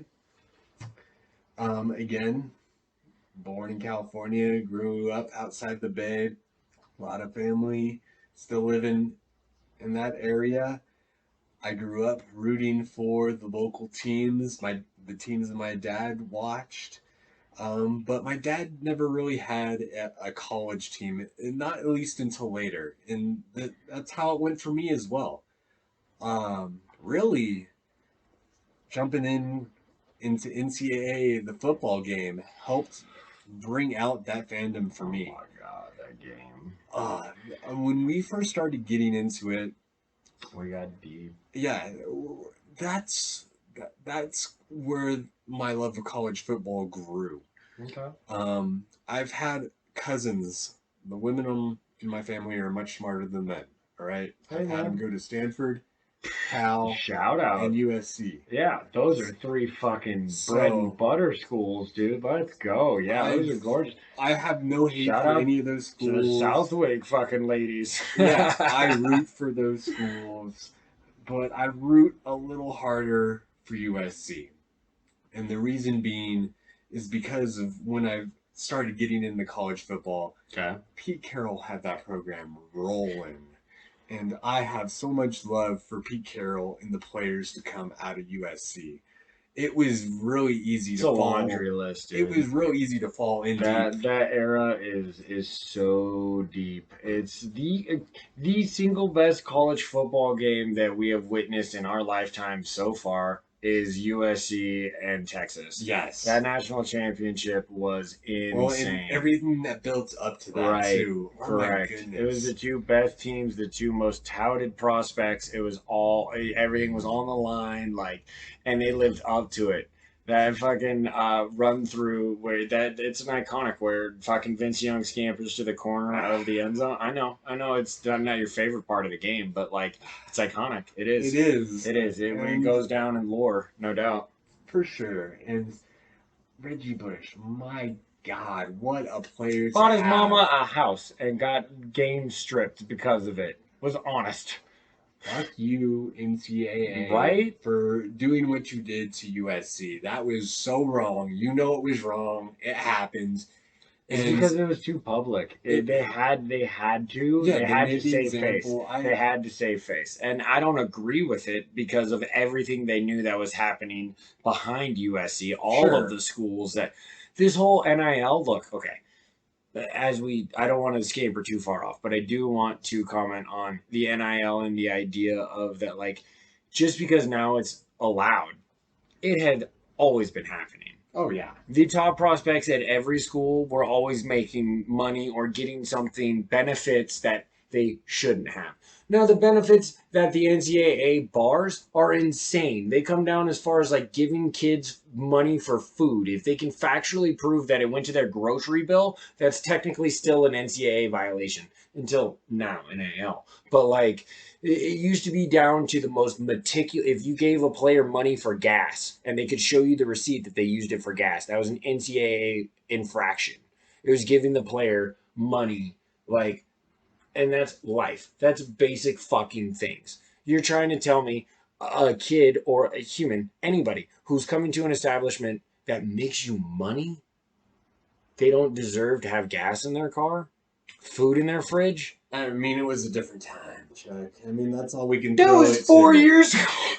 It was bad. It was, that was it like was not 40 good. years ago. NCAA took advantage, obviously, of the players. I think it's and insane. that all came to a head with the tie courts. back into the USC, because I do want you to continue your point in your fandom, is that it's bullshit that they robbed Reggie, and it's bullshit that they took the wins. What happened off the field had nothing to do. Literally, it wasn't a suspension for PEDs or like cheating. There was no scandal as far as like they watched the other team practices or stole video or any of that deflategate. Nothing to do with the field.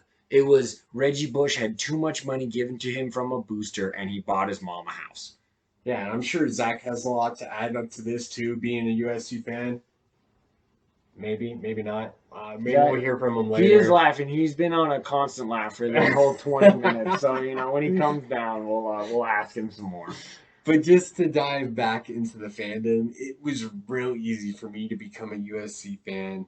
Like, pro football was always my number one sport, and they were tossing out players way back when. Oh my God. I mean, just as far storied program. Yeah, to come to mind, I mean, Ronnie Lott, Niner guy. Obviously, you have Marcus Allen, Junior Seau, Keyshawn Johnson, Troy Polamalu, Clay Matthews, just to name a few. I just loved all those players watching those one guys. out, but the juice. OJ, we don't talk about him. We don't. We don't. But God damn, he was a great football athlete, though. God damn, was he skilled as fuck on that field. Anyway, I'm sorry, that's it. I don't want to sound like I'm giving him any love. But I know, I get it. When you watch your program just transcend and just turn out that talent, and that's what it was doing. Right. And I mean, Pete Carroll, like, again, he had it rolling. Snoop Dogg, Will Ferrell, got celebrities coming to the games, just making everything more exciting and fun. Which is tough in LA, right? Like, there's so many places that you can put your attention. Yeah, and then it just gets forgotten about because of the sanctions. Boom. They murdered your team for a while. Really, until last season is the first time I felt like USC was back, and that was because of the hire of Lincoln Riley. 100%. And the transfer portal, his ability to work the transfer over portal. Caleb Williams. Right.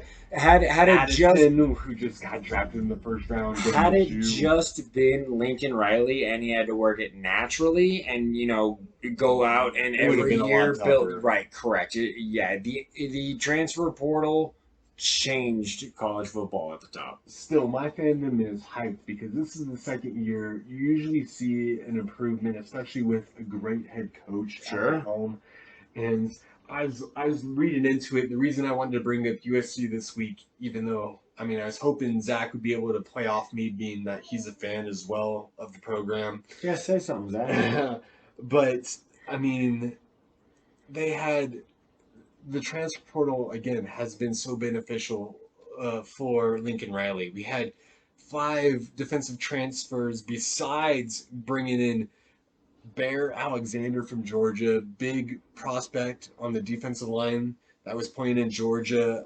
He was rated 56 of all the players back in 2022. Okay. And then this season we bring in Anquan Fagans.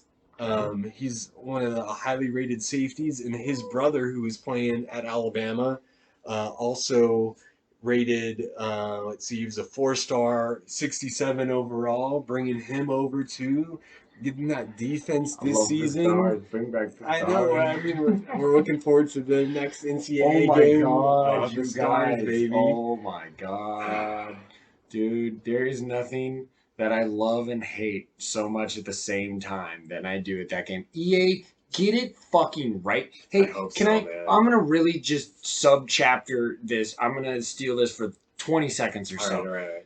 EA, get that right. Please. You have strung us along for years now. We know it's been coming. Okay, you've said the reason why it's taking so long is because we're redoing it from the ground up. Get it fucking right. You know what the fans want. We have been so vocal about it literally since you took that last game off the shelves. Don't give me Madden. I want my NCAA. I will puke. I will go to your corporate offices and I will puke on you, EA. I don't know who you are, EA, but I will find you. And puke on you. Exactly. No, I'm just saying, you guys, come on. You hold the world in your hands. We fucking love this game. We fucking love this game. Okay? Yeah. That's it. I'll be streaming that game in the future. I'm sure we all will. You guys will have a dynasty. You guys think will have It's gonna happen. There's few things in this life that are certain, okay? That Death, is taxes, one and of them. NCAA dynasty. Like, my life has not been the same since we have broken up the last one. We were 8 deep. Even okay, we rolled 6 deep. Even as far as like I think that was only like 3 years ago, 4 years ago, 2014. Like, right? Still playing Yeah, that version. right. In like 2018, 2019, with like 6 or 7 of us solid. You guys, like that was god damn it. It is Don't fuck it up. Of our fandom. It for is. Sure. It will be from now on forever. But just to put a cap on USC, like they have the 10th ranked recruiting class at this time. I thought that would have been higher. I thought so too. I guess that's only recruiting class. I would say Lincoln did more work in the transfer portal, right? Yeah, Yeah, because they don't equate. They don't add that into that, right? Yeah, I think that's separated. Okay. But just to top that off, is they did get, as far as the top 300 prospects go, Okay. 164, the wide receiver Xavier Jordan. So hopefully he can replace Addison. I mean, there's no really replacing Addison, but he can at least be another prospect at that position to help Caleb Williams and that offense succeed, as well as their other prospect that they brought in, tight end Joey Elson, 192. So we're getting some offensive players in recruiting, the defensive players in the transfer portal. It's starting to come together. That's why you put the chip money out there. I was like, I'll Chip throw that money. bet out. We got Come chip on, money. man. Give me that. That's a good fandom. That's from the heart right there. I think that Ooh. Oh, let's kill it. Go One for last it. thing. One more. Uno mas. We're off the football, but just in recent news too, bringing in Bronny James and DJ Rodman. Oh, the basketball team. Basketball blowing Sure, up basketball SC. Yeah, no. I think and then they also signed the number 1 recruit. I forget his name, but the McDonald's All-American as well. So like that team, they're not a basketball school inherently, but hell, man, you get the right talent for 1 or 2 years, and you can make some noise. Like, yeah, I expect the Stars to start coming back out. That program is going to be fun to watch again. this is, it's going to be dollar signs flowing through LA if there isn't already. It's certainly going to be in this era, but. I think that those are great fandoms. I think that I appreciate everything that we touched on. We're going to cheers to that. And you guys, we appreciate you. One more. And to Zach, we're not going to touch his glass because it's empty. He hasn't said a goddamn word. Useless, this pod. We love you, Downey. But hell yeah, Make sure you listen to this episode. We're going to be on Buzzsprout and on Spotify. We're going to be posting the video edits up on YouTube. And Follow us on Twitter. Instagram, And- Twitter as well. Absolutely. It's all going to be tagged around our socials. Balls&Brews. Okay, no and for Instagram. So remember that. And then it's Balls and Brews for everything else. For Yeah. Spotify, for YouTube, for all the good ones. All right. So Find us, listen, and watch. We like, appreciate subscribe. We love everything for Yeah. sure. Like we're gonna keep shouting out. everyone So that's joined us. absolutely. So to the end of a good night. We're gonna cheers one more time because I'm feeling it. All right. Bottoms up. That's it. We love you, Zach. We'll see you next week. Next week.